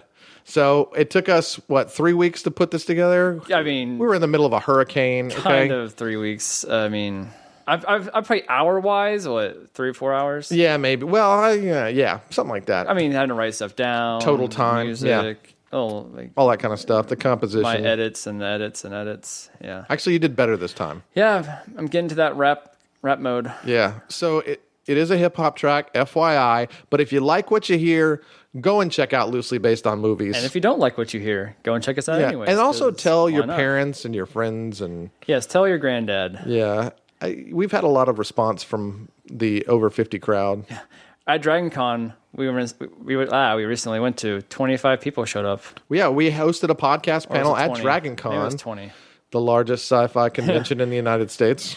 We were in the CH.U.D of that fucking place, the basement. We were. We took a CH.U.D on the podcast track. Yeah, and they loved it. Yeah, so. It was great, though. It was a fun experience. Oh, yeah, it's best. But yeah, you can Nothing beats this experience, though. Yeah, no. Being featured in Canada. Can you imagine that, Justin? We are international now. Well, we've been international for a while. It's that they're... We've reached Australia. It's their thing, New Justin. Zealand. You're being a dick Japan. about it. Now you're being an ass. Zimbabwe. Have they reached Zimbabwe in Canada? Oh, my God. Now you're just Invasion. bragging. Have you reached Zimbabwe? Because we have. Yeah. That is actually true. That's a true fact. And we went for it and we got it. Yeah, we got you in Zimbabwe. Yep. Thank Ball you. is life. All right. Yeah, ball is life. Always remember that. Always remember that. So let's check out this song we did, CH.U.D. A bizarre series of sudden disappearances on the streets of New York City seems to point towards something unsavory living in the sewers. John Hurd and Daniel Stern, CH.U.D. I'd rather watch candles burn, channel surf in a fucking flannel skirt, jack off of a movie called A Handiwork. Damn. Hate to sound like a ranting jerk, I'd rather watch M. Night Shyamalan's After Earth, afterwards, serve hors d'oeuvres with Afterbirth, then put my stamp on it like Nathaniel Hurd. A cop and a has-been invest their plans in, a homeless man who takes shits in a trash can, advancing the plot just to see what happens. The fact is, an exploding truck and that's it. Like fucking for real, at the end of the movie, they load up a bunch of dynamite on a truck and then it explodes and that's it. Go fuck yourself. Numb and gory, it was dumb and boring. In 1984, Hurd still looked 40. But fast forward, who'd have thought that they'd reward us with the best Christmas movie since Christmas Story? On the topic, not to knock it. Plot microscopic, started watching, had to stop it. Can't believe it made a profit. To be honest, I'm just talking. It's like that feeling in your stomach when you feel like you could vomit. But also it can plummet to the bottom of your buttocks and you know that shit is coming when you start to hear the rumblings and a movie scripts in front of director Douglas spreads his cheeks and takes a dump on it, pages full of diarrhea, and they made a movie of it. Cannibalistic. Humanoid, underground, dwellers, cannibalistic, humanoid, underground, dwellers. J to the U to the S to the 10. Turn up to 11, let me begin. The invasion asked me for recasting. I narrow names down with a pad and a pen. John Hurd is a beautiful ghost. I heard his favorite food was toast. Last words written in a note. Recast George with James Earl Jones. Best sideburns go to Daniel Stern. They remind me of a dagger fern. Who can match his bushy burns? 21st President Chester A. Arthur. 4 more lines and I'm out of time. The Chicane must be reassigned. I can't lie when name comes to mind. The despised, the Amanda Bynes. Cannibalistic, humanoid, underground, dwellers, cannibalistic, humanoid, underground, dwellers. Well, that's going to be in my head all day. Oh yeah. But in a great way. You know, they really hated CH.U.D. Yeah, I think we were a lot kinder with CH.U.D. Well, let's face it. We spend a lot of time looking for the good in bad movies. Yeah. Right? Because of what we do. Most people just watch movies looking for some enjoyment. And if you were just watching this for fun, you probably wouldn't enjoy it very much. So I will support their feelings on it to that extent. Because, yeah, if you're just going to watch a movie for fun, this movie... is a bit of a train wreck. I read a review, I think it was from AV Club, that I thought was pretty funny, and they were saying that CH.U.D is the perfect movie for a late-night, bleary-eyed, sleep-lacking viewing, but almost unwatchable any other time of day. That's a pretty good way of putting it, actually. Yeah. Yeah. But no, I had fun. It's a fun movie. I enjoyed it, and I'm glad to hear that, because I mean, part of me thinks maybe it's just age. Like, we were all from that generation. We were all kids when this movie came out, and then I hear these guys, and I'm like, were they even born yet? Right. When this Some of movie them came were. out? Yeah, some of them were. I know all of these folks quite well now. Okay. For the most part, and yeah, some of them are of an age where they would have at least been familiar with it as and children. I think we've done a good job of like recognizing the faults in this movie, and you can certainly lean into it into a comedy kind of aspect and just do some of that stuff on purpose because it's funny. And this movie is funny for maybe not intentionally, but it is funny. I feel like if you're going to do a serious remake, you remake C.H.U.D. If you do a comedic remake, you do a combination remake of C.H.U.D. and Bud the C.H.U.D. Just give us a brief recap of C.H.U.D 2, because I have not seen C.H.U.D 2, and maybe I will have when we finally get to the end of 31 Days of Horror. That I think everybody in this room is still going strong on. Very much so. Yep. Yeah, and you know what? I saw it in 1989 when it first came out on video, and I do not remember it at all. You know, I also don't remember it very much. Basically, I remember that in C.H.U.D 2, it is a lot more comedic, and there's a lot more of the main C.H.U.D mugging for the camera, and the kills are more over the top. And I believe the C.H.U.D talks like it's a C.H.U.D that started to develop some sentience. Ooh. The only memory I really have is the impression that they were really trying to go for maybe a little bit of a Toxic Avenger direction, but from a studio standpoint. Now, I'm not convinced that these creatures are fully without intelligence, because they are born of humanity in the first place. And there's a scene where AJ's overlooking what I think is a feeding ground, but it almost seems ritualistic. Yes. There's the one point where AJ sees all of the C.H.U.Ds in a tunnel. And they're all that. And we didn't talk about any of the underground stuff with AJ and George either. Because that was one thing we never really addressed, because that's something that needs to be tightened up as well, because they're accidentally meeting in these massive tunnels. Yeah, no, I think we've established they're going to meet a lot earlier, and during... They're going to start in the tunnels together. During the... They've already met through the investigative journalism. What I mean is the actual scenes in there, just in general, because I think there's an opportunity there to really amp up some tension, because, I mean, most of it's just them sort of wandering around the tunnels. There should be a lot of that. Close calls with the C.H.U.D s. Calls and escapes, near escapes. And like that scene with AJ overlooking, like, we should see C.H.U.D s crawling up walls and shit. Oh, yeah. There should be a sense of real urgency and panic. Like infestation. I did like the fact that he enters the tunnel and he is almost in awe of what he is seeing, and he wants to get a closer look, because there's some sort of weird ritual. Yeah. He doesn't want to get away. He, actively tries to get closer to them. Which makes you wonder how long this has been going on, that they've developed their own kind of religious society in some ways. In some ways, maybe a primitive way, but they do have ritual, and it probably still stems from what little of their humanity's left. Well, and it could also be the whole bit where, I mean, they were homeless people, they were living in the tunnels, they had nothing going, and all of a sudden this radioactive material comes, and now they're powerful, and now they can escape, and now they're not beholden to anybody. And they have an unlimited food source. Right? Yes. Instead of begging for scraps and going to soup shelters and they popped to the top of the food chain, and that's all it took. Yeah, and I would really like to see them be top of the food chain for at least part of the movie, right? Where when they do come out, it's not just this one or two little incidents. I want to see incidents all over throughout New York City. You see the news reporter popping up, and this is where you get your sort of your found footage inserts throughout the rest of the movie, is them showing the carnage in the Bronx, and the carnage in Manhattan, and the carnage in Queens, right? Where there's entire apartment buildings that have been just ravaged, right?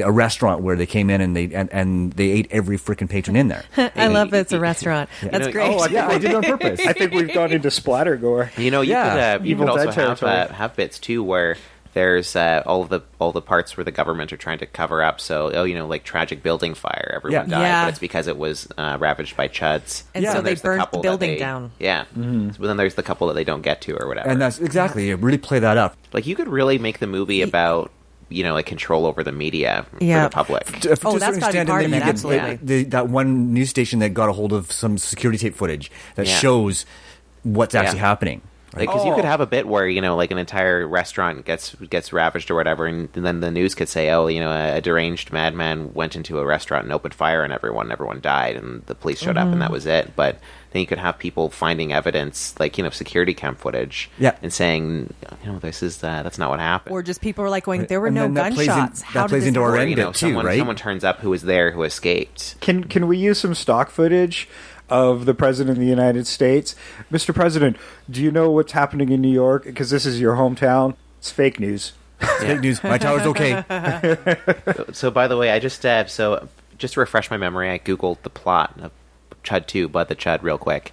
And the Wikipedia plot says, at the start of the film, the U.S. government has ordered a branch of the U.S. military to discontinue tests concerning the C.H.U.D project, which is built around the idea that enzymes taken from the sewer-dwelling creatures from C.H.U.D can make hyper-effective killing machines in the army. Oh my god. For reasons that are unclear, even to those who watch the film, a certain Bud Oliver, the last specimen of the experiment, who has come to be known as Bud the C.H.U.D, is hidden away in the Centers for Disease Control office in a small American town, from which a trio of bungling teenagers steal him and accidentally reawaken him doing so.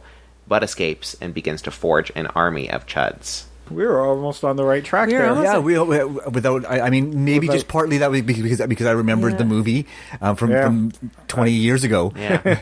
I didn't. I didn't either. You could weirdly just make them stoner kids. But you know what? That movie is... You think people, obviously, from some of the people who sent in their clips... If you think some people don't like C.H.U.D, I think even less people like C.H.U.D too. So. Yeah. I'm sure. Yeah, because like I said, I mean, obviously it's stuck in my subconscious a little bit, but yeah, that's it. Okay, I'm totally watching C.H.U.D 2 too. For one of my remaining me too 31 Days of Horror. I'll save that for one of my bonus films. I have a couple bonus films. I have room for bonus films right now, so. I have a weird tie-in we could do with Bud the C.H.U.D, and it actually ties into like the whole thing, like New Yorkers helping each other. Whereas like there's some people who survived underneath, like there's homeless people that other people are saving after this big gas explosion, and somebody inadvertently saves like a sentient C.H.U.D who's not really like into one who's, like eating, not completely there, but still or he's evolved past the point. He's evolved past the point, and he's perfectly fine to be around people. Interesting.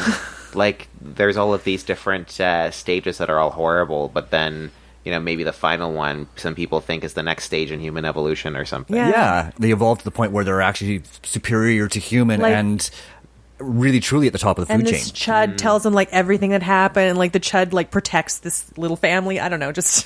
That's our sequel. That's our sequel, but I'm like, I just want one of them saved. Closer to nature in the universe. Well, and that could play really well into our little teaser about the sending over to an enemy country, and all of a sudden they've actually made this enemy country more powerful than they ever did, than they ever imagined. You know what? Because that's an awesome idea. Because, you know, sending it over to an enemy country in a small town or whatever, you know, let's say the whole town becomes C.H.U.Ds and it's not being able to be dealt with in the way that a conspiratorial government would deal with it in an American city. Ooh. So they all, that's an awesome idea. And I love a beautiful thing, like where like this C.H.U.D is very sentient and has gone beyond. He's like, oh yeah, no, the experiment was a complete failure. I wasn't what they wanted, and I was never going to do what they wanted. So therefore, I am a failure. It just adds this beautiful sense of irony. Yeah. That's really good. Cool. Well, let's get to some recasting here. Trish, why don't you start us off? Okay, I went a weird way because I'm like fashion photographer. I'm like, yeah, John Hurt's fine. I decided to go. He died.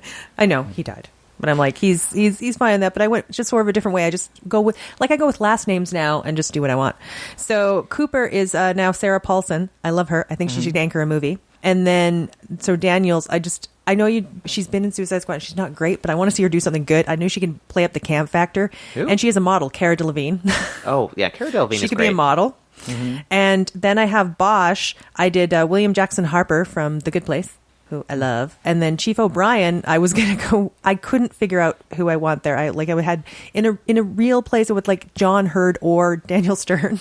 Just because it's funny. And then I did the one homeless lady that he kind of befriends and takes out of the police station. I put Carol Kane just because I want her to play that role. Cool. Oh, cool. I didn't cast it. I stuck with with top her 5, and that's where I left it. Yeah, I think I only got the top 4 guys. And then his wife and Yeah, well, I liked that lady in that role. She was really good. Yeah, I just didn't like how dead end her character was. Like, gets him down there, gives him some information, and the next thing you know, disappears. Well, no, she turns up again when her friend is half C.H.U.D. Her brother, yeah. Her brother, and okay, that makes more sense why she would attack them. But Yeah.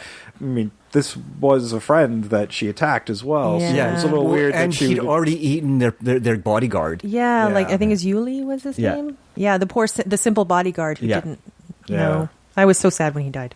For the Rev, I thought this would be great. Like I want to see like Terry Crews, like this big protector of the homeless population, who would just be like big and imposing.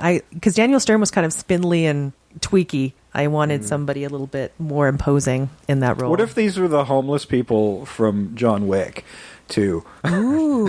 And they're all heavily armed. Well, see, and they're all secretly assassins. I was thinking about the fact that there wasn't any sort of like homeless grapevine that you sometimes see in movies where they're talking to each other and warning each other. They were kind of hinting at that in that very When they were- first scene. they were like, They they're never all really trying to went get with guns. it. Yeah, they never really sort of leaned into that either. It would have been wonderful if they went with that. 'Cause they're just like, that- why did you try to lift a gun off an officer? It's like, oh, well, Right? we're all trying to get guns, or we're all trying to get weapons. Yeah. Or Yeah. we came up a couple times. Yeah.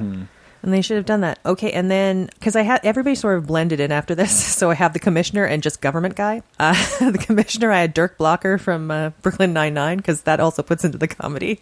Wow, you went to heavy casting. He's an idiot, and it's great. And then for the government guy, I went with John Goodman because I thought, hey, Nice. he should go into this role. I was trying to figure out where to put John. You know, I was thinking about doing him as Wilson, which is the name of the government guy, and I'm like, I never ever can buy John Goodman as a bad guy. Exactly. I mean, even in that Cloverfield Lane movie, he was good, but he wasn't a bad guy, right? He was a misguided guy. But I can see He was a misguided him guy until he being found that out guy. his dark secret. Yeah. But And then you- he was a scary guy. Yeah. But essentially, this guy, you can see him being misguided. He's like, I'm doing this for the benefit of my country. You can see him going that batshit. Yeah. Because you would want to cast somebody who, well, would these be government people who would be faces, or would they be government people who would be working for the government? I think the cover is the EPA. It's not what he actually does. I like the idea of him being sort of an outside contractor, like we talked about, where he doesn't work for an agency. He just comes in and cleans up the messes. Mm-hmm. And my director, I did director this time. Yay, good. Lee, You're supposed to do it every time. I know, and I always forget. Hey, I'm on the ball today. I remember tons of stuff. Lee Cronin, who in my 30 Days of Horror, he did one of the shorts in one of the movies I watched, which I thought was like brilliantly done and visually great. And I think he would be great to do this. So that's my casting. Cool. What do you got, Sam? Let's take a look here. So I only cast five the sort of five key cast members of Wilson, who I went with Will Patton because I love Will Patton. Oh, yeah. Yeah, and he can play Skeevy so well. For my Captain Bosch, I went with Jeffrey Wright, who we talked about in Casino Royale. He played Felix Leitner. Oh, okay. Yeah, I wanted somebody who's a little bit older, mature looking for Bosch. For my Lauren, I went with an actress from a movie called The Axe Murders of Villisca, which is one of my 31 Days of Horror movie. We'll talk about that more in depth. But I really like the lead actress in it, so I went with her. Her name is Alex Frnka. It's Frnka. So if I'm mispronouncing that, I apologize. Okay. My George Cooper is Emil Hirsch. Nice. Again, one of those actors who just really needs to get some more roles under his belt. I mean, I know he had some controversy and it's kind of put a little dip in his career, but he seems to be coming back, and I'd like to see him do some more. And for my AJ the Reverend, I went with Stephen Lang from Lights Out. That's funny because I just wrote his name down for the government agent. There we go. I love Stephen He Lang. could be both of those. He He's could be good. either one of them. And then for my director, I went with He wasn't in Lights Out, by the way.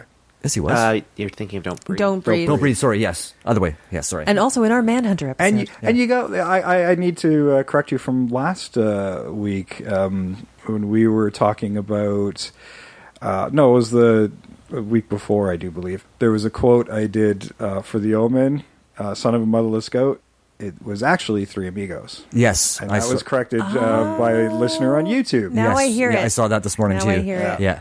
And yes, and you're correct. It was Don't Breathe, Not Lights Out. I always mix those two up. I can see It was the same Yeah. year. Yeah, it was the same same year, year, probably the same month. I think I actually watched them back to back too. Yeah. So I did too. yeah. So yeah, they kind of messes you up a little bit. And then for my director, I went with a director from the Netherlands by the name of Nick, and I'm going to mispronounce his name too. Nick Jongerius. He directed a movie called The Windmill, or The Windmill Massacre in the United States. Great tension builder with a really great twist. Highly recommend it. But we'll talk about that again in 31 Days of Horror as well. Cool. That's the best part about doing 31 Days of Horror and doing horror movies is you have the sort of new pool of talent to draw on.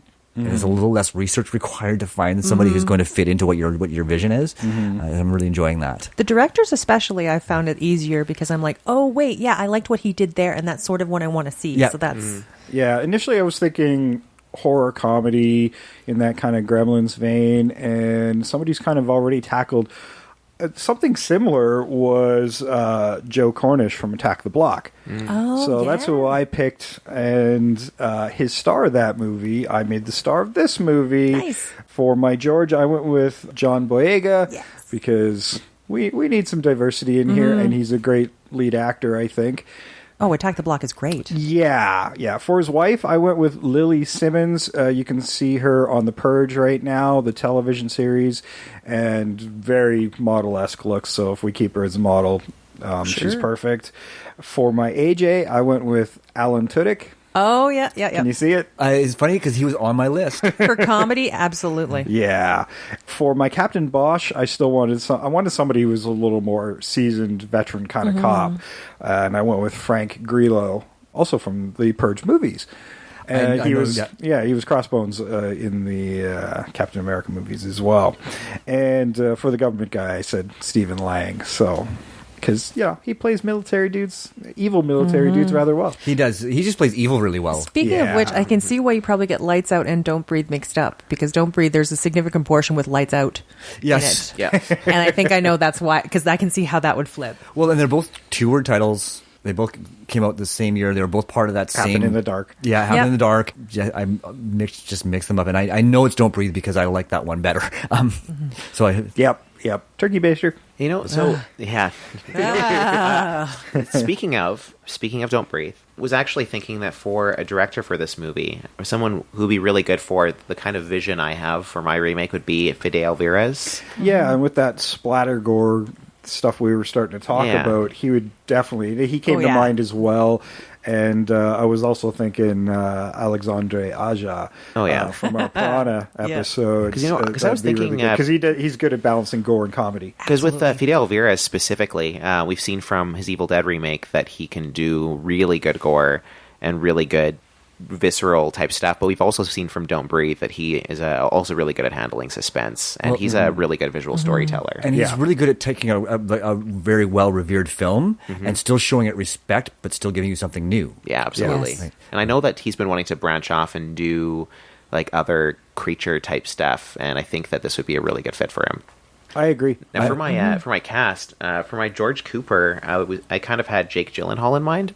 Okay. Just because I feel like he would be a good character who could embody someone who is a fashion photographer, but is also someone who could show, like, someone who wants to get into journalism. And I don't know, it could just be because I've really enjoyed his performances in Nightcrawler and in Zodiac. I was going to say, he's done it a few times. He does it really well. Yeah, a really good character who is trying to follow a lead and finds a conspiracy. I'm just trying to think. Yeah, Nightcrawler, and what else was?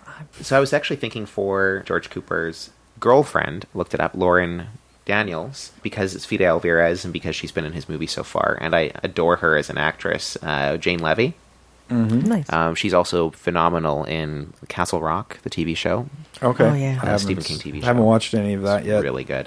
I was thinking for my Captain Bosch, in this movie, he would be a detective, as we talked about. I thought somebody maybe a little bit older. I think an actor who doesn't get nearly enough credit as he deserves, and I would like to see in more lead roles, is Chiwetel Ejiofor.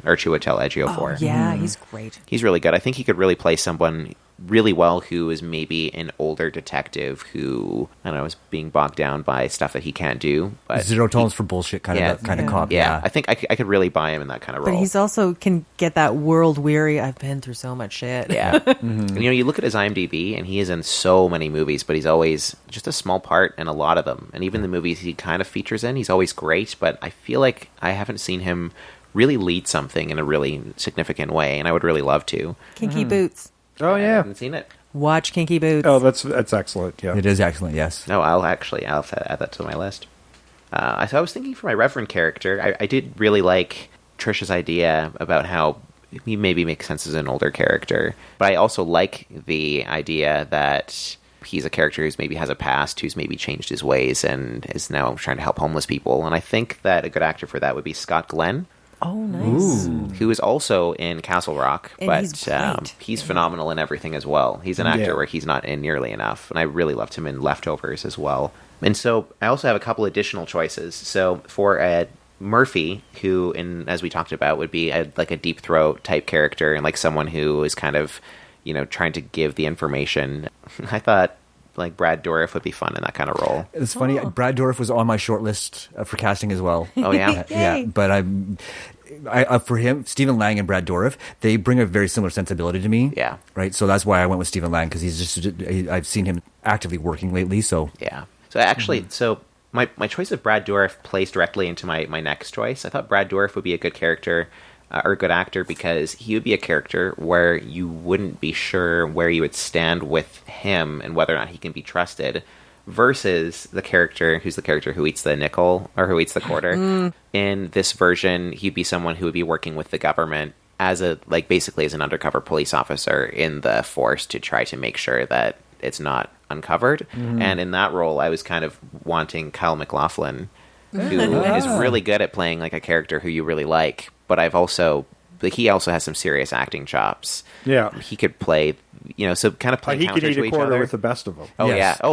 you Kyle want to MacLachlan- quirky actors? That's your actor. He might be one of the few actors who I could see really selling eating a quarter.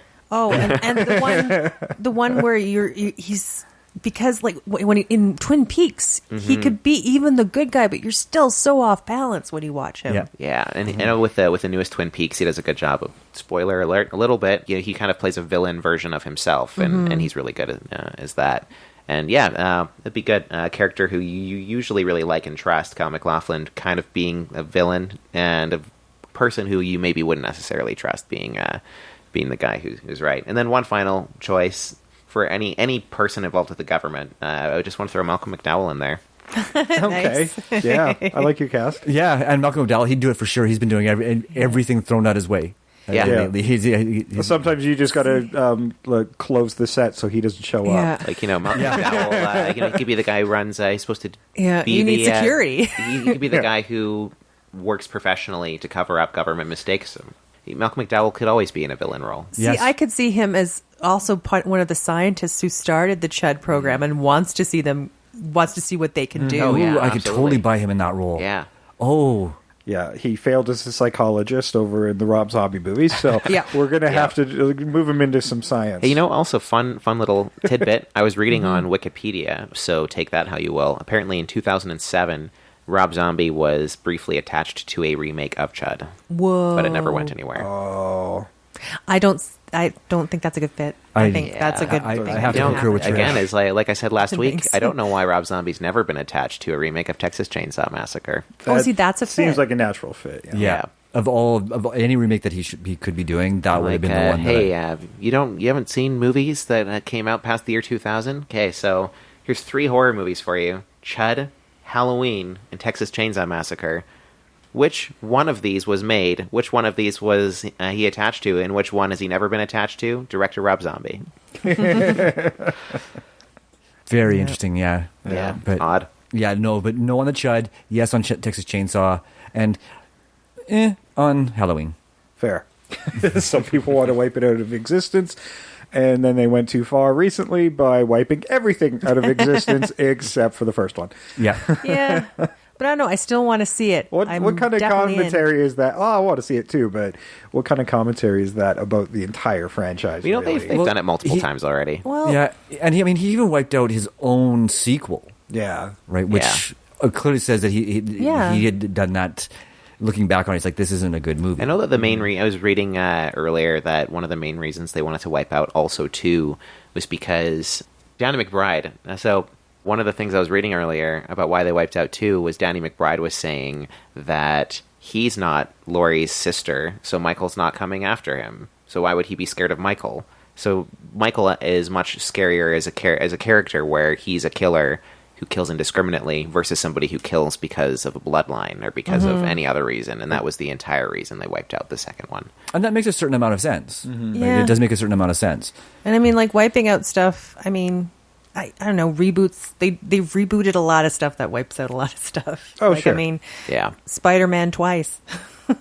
Yep. Yeah, even with horror, honestly, I think the Chucky franchise might be the only franchise that started in the 80s, and they've consistently made sequels. They've always been made by the same people, and they try really hard to make everything fit within their own chronology. Yeah, I'm not the new remake isn't sitting so well with me. No. With it having two continuities At the but same I guess time, Ash and Evil, concurrently. they did that with Evil Dead, but Well, you could still tie in the remake of Evil Dead into Ash versus Evil Dead, possibly. yeah, there's still you can work it into the same continuity if you want to, but yeah, there's studios going on with their big budget remake, and I do believe the old continuity is moving to a television event series. So Yeah, TV event series, I think, followed up by another movie. that's good. Oh.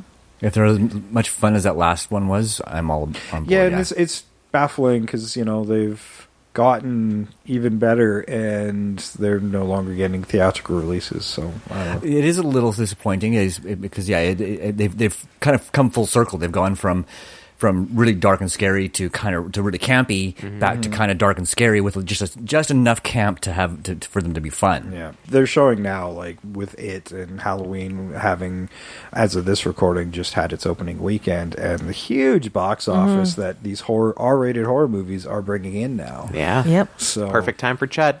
Yeah. Yes. Yeah. And I'm going to say this: horror should always be R-rated, unless it's kind of a horror comedy. I don't know. I don't always agree with you because There's some pretty good PG-13 horror movies out there. there is some good, but it's all down to how you build tension. I think ghost stories work really well in that regard. I guess maybe what I should qualify is that a horror movie should never be afraid of the R rating. No, I think that I agree. horror movies should always be made with whatever will serve the story best. Yeah. Yeah, when I think there's plenty of what I would say would be a horror movie that would be PG, PG-13, because you have maybe kids fighting some evil demon. That's the audience. So if you're making it for that, there's no reason to have an R. It is rated R though. Sorry, what the? Oh, sorry, I thought you said No. But I'm any kids. That's why I'm saying you could have a horror movie where kids do that, and then it's a PG-13, and that's fine. You don't need an R. Yeah, You got Gremlins, The Gates. Yeah, there's a couple that I'll be talking about when we do our recap that were definitely would have been PG or maybe PG-13. There's no gore in them at all, but they're fucked with my head far worse than the R-rated stuff. Oh, yeah. Well, just I believe The Wicker Man on release was just PG because that was before there was a PG-13 rating. Yeah.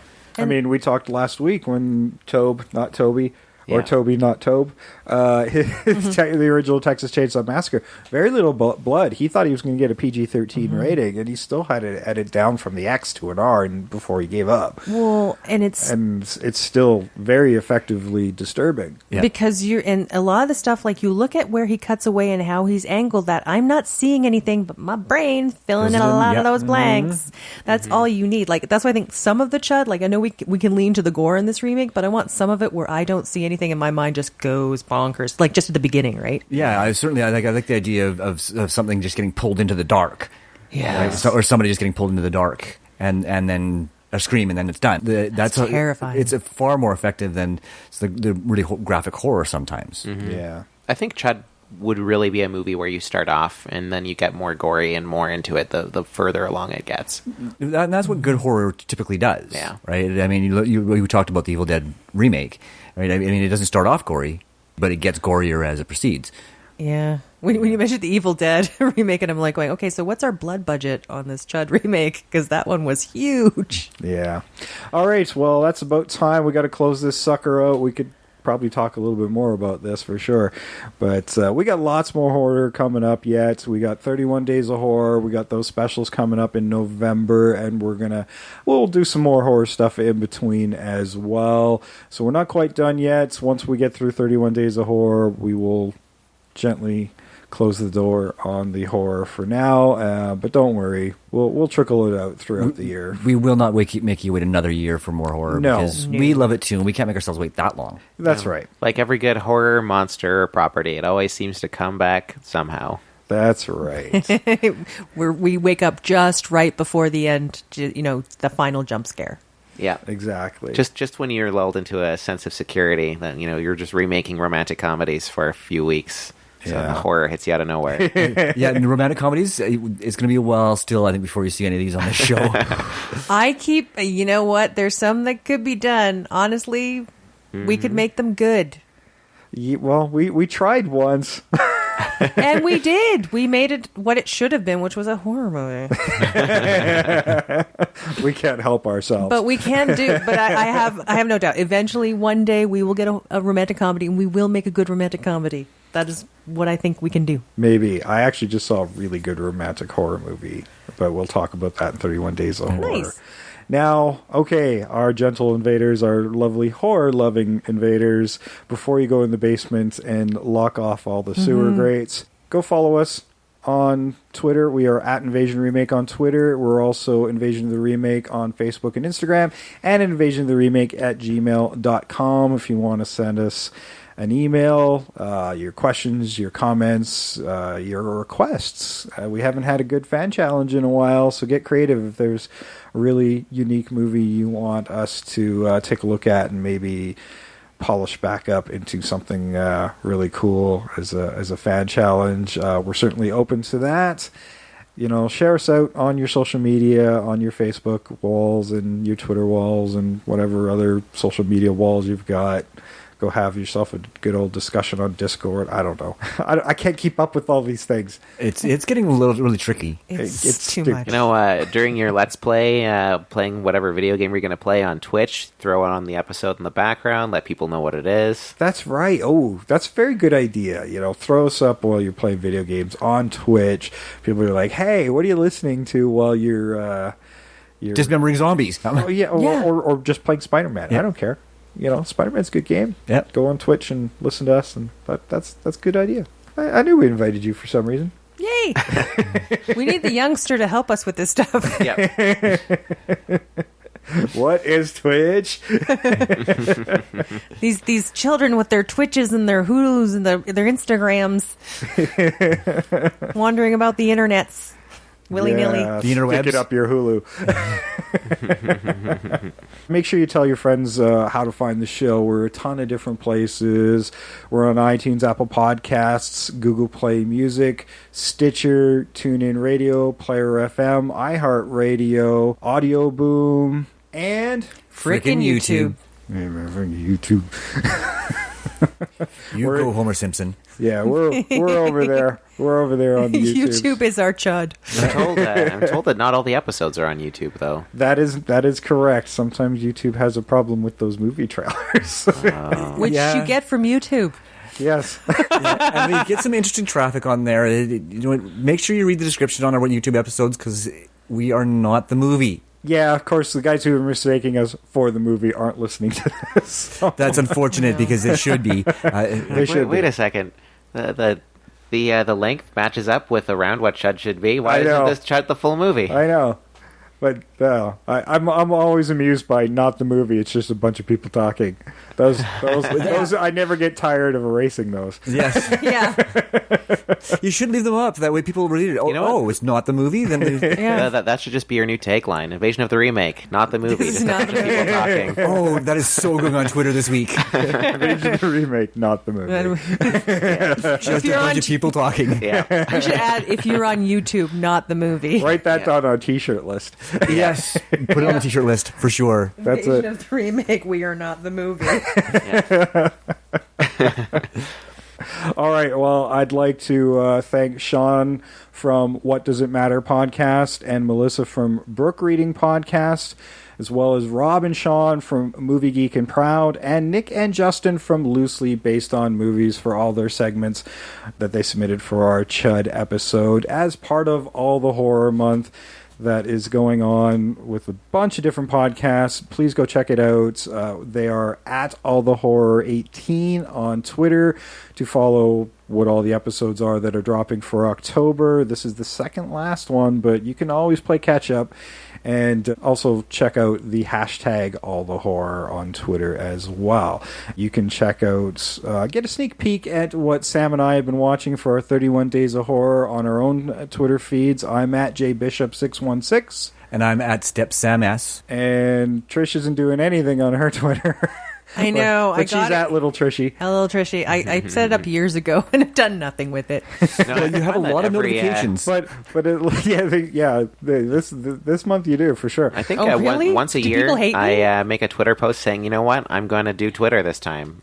And then that's about it. And that's your post. My personal Twitter doesn't get a lot of activity throughout the year except for during 31 Days of Horror. Because, I manage our own Twitter account, the Invasion Twitter account. Yeah, this is the most active I am all year is when I'm posting about what we're watching for 31 Days of Horror. But I'm not reviewing anything, so you still have to tune into our episode to hear our comments and recaps of what we're watching. And hey, Jeff, you want to join us for that? Oh, absolutely. Yay! All right. So there'll be 4 of us. Holy shit. It's almost 100 movies with just us. Yeah, well, it's 93 when it's just the 3 of us. So, man, that's going to be insane. You know, there's bound to be a little bit of overlap. Yeah, absolutely. Yeah, I see that Jay and I at least have probably been going out of our way to not overlap each other too much this year. I think there's only one overlap movie so far. Yeah, I think so. And that was because I'm not missing this and one. there'll probably be one other one because he really wants to talk to somebody intelligent about it, and then he chose me because he didn't know anybody else that it was intelligent. I think he settled for me. Okay, maybe I'll make you watch it.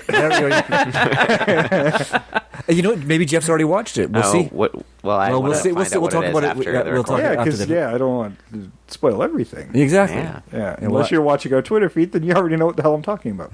Well, no, because they don't. At no point did I say which one I wanted to do. You tweeted me about it. You know what? On all of my social medias, I've gone out of my way not to post which movies I've been watching just because I wanted to talk about it on the show. So extra mystery for me. There you go. So it's half and half. Yep. If you're following our social media, you know what Sam and I have been watching, and if you're we are mysteries. Yeah, you guys are mysteries. Social media pariahs.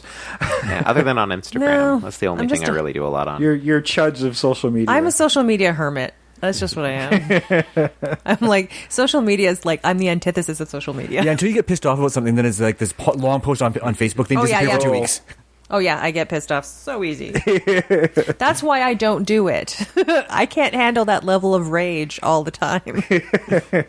I could die. Yeah, it's funny. Yeah, but every 2 weeks, it's like, oh, Trisha's on Facebook. Oh, Trisha's pissed off again. Yeah, here's the because somebody pissed me off.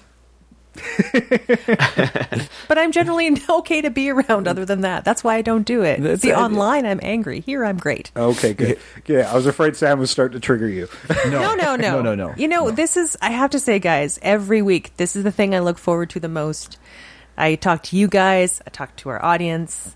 I talk about movies that could be remade. We come up with brilliant ideas. This is the best thing ever. Just FYI. And that's a great place to close it. We're very appreciative of our audience for sure. And like I said, be part of the conversation on our social media and help us decide what some of our next of our movies are going to be. All right. With that, I've been Jason. I am always Sam. I continue to be Trish. I always come back as Jeff. Number 2. 3. 3.0. Well, do we change the rankings if he comes back more often? Well, Yeah. I mean, have I been on this podcast now more like than he the might be original bumped Jeff? up to 2 at least. I don't think you've quite caught up to original Jeff, So but he's 2. I mean, by having 2 episodes, you passed Jeff 2. So We can maybe call him Jeff Beta. Not quite Alpha release, Yeah. but Beta but we haven't release. had another Jeff since, so maybe he's Jeff Omega. That's true. There we go. He's All the right. final Jeff. Yep. Like in a horror movie, you have the final Jeff. The final Jeff. Yeah, the Jeff Omega man. And we are out of here.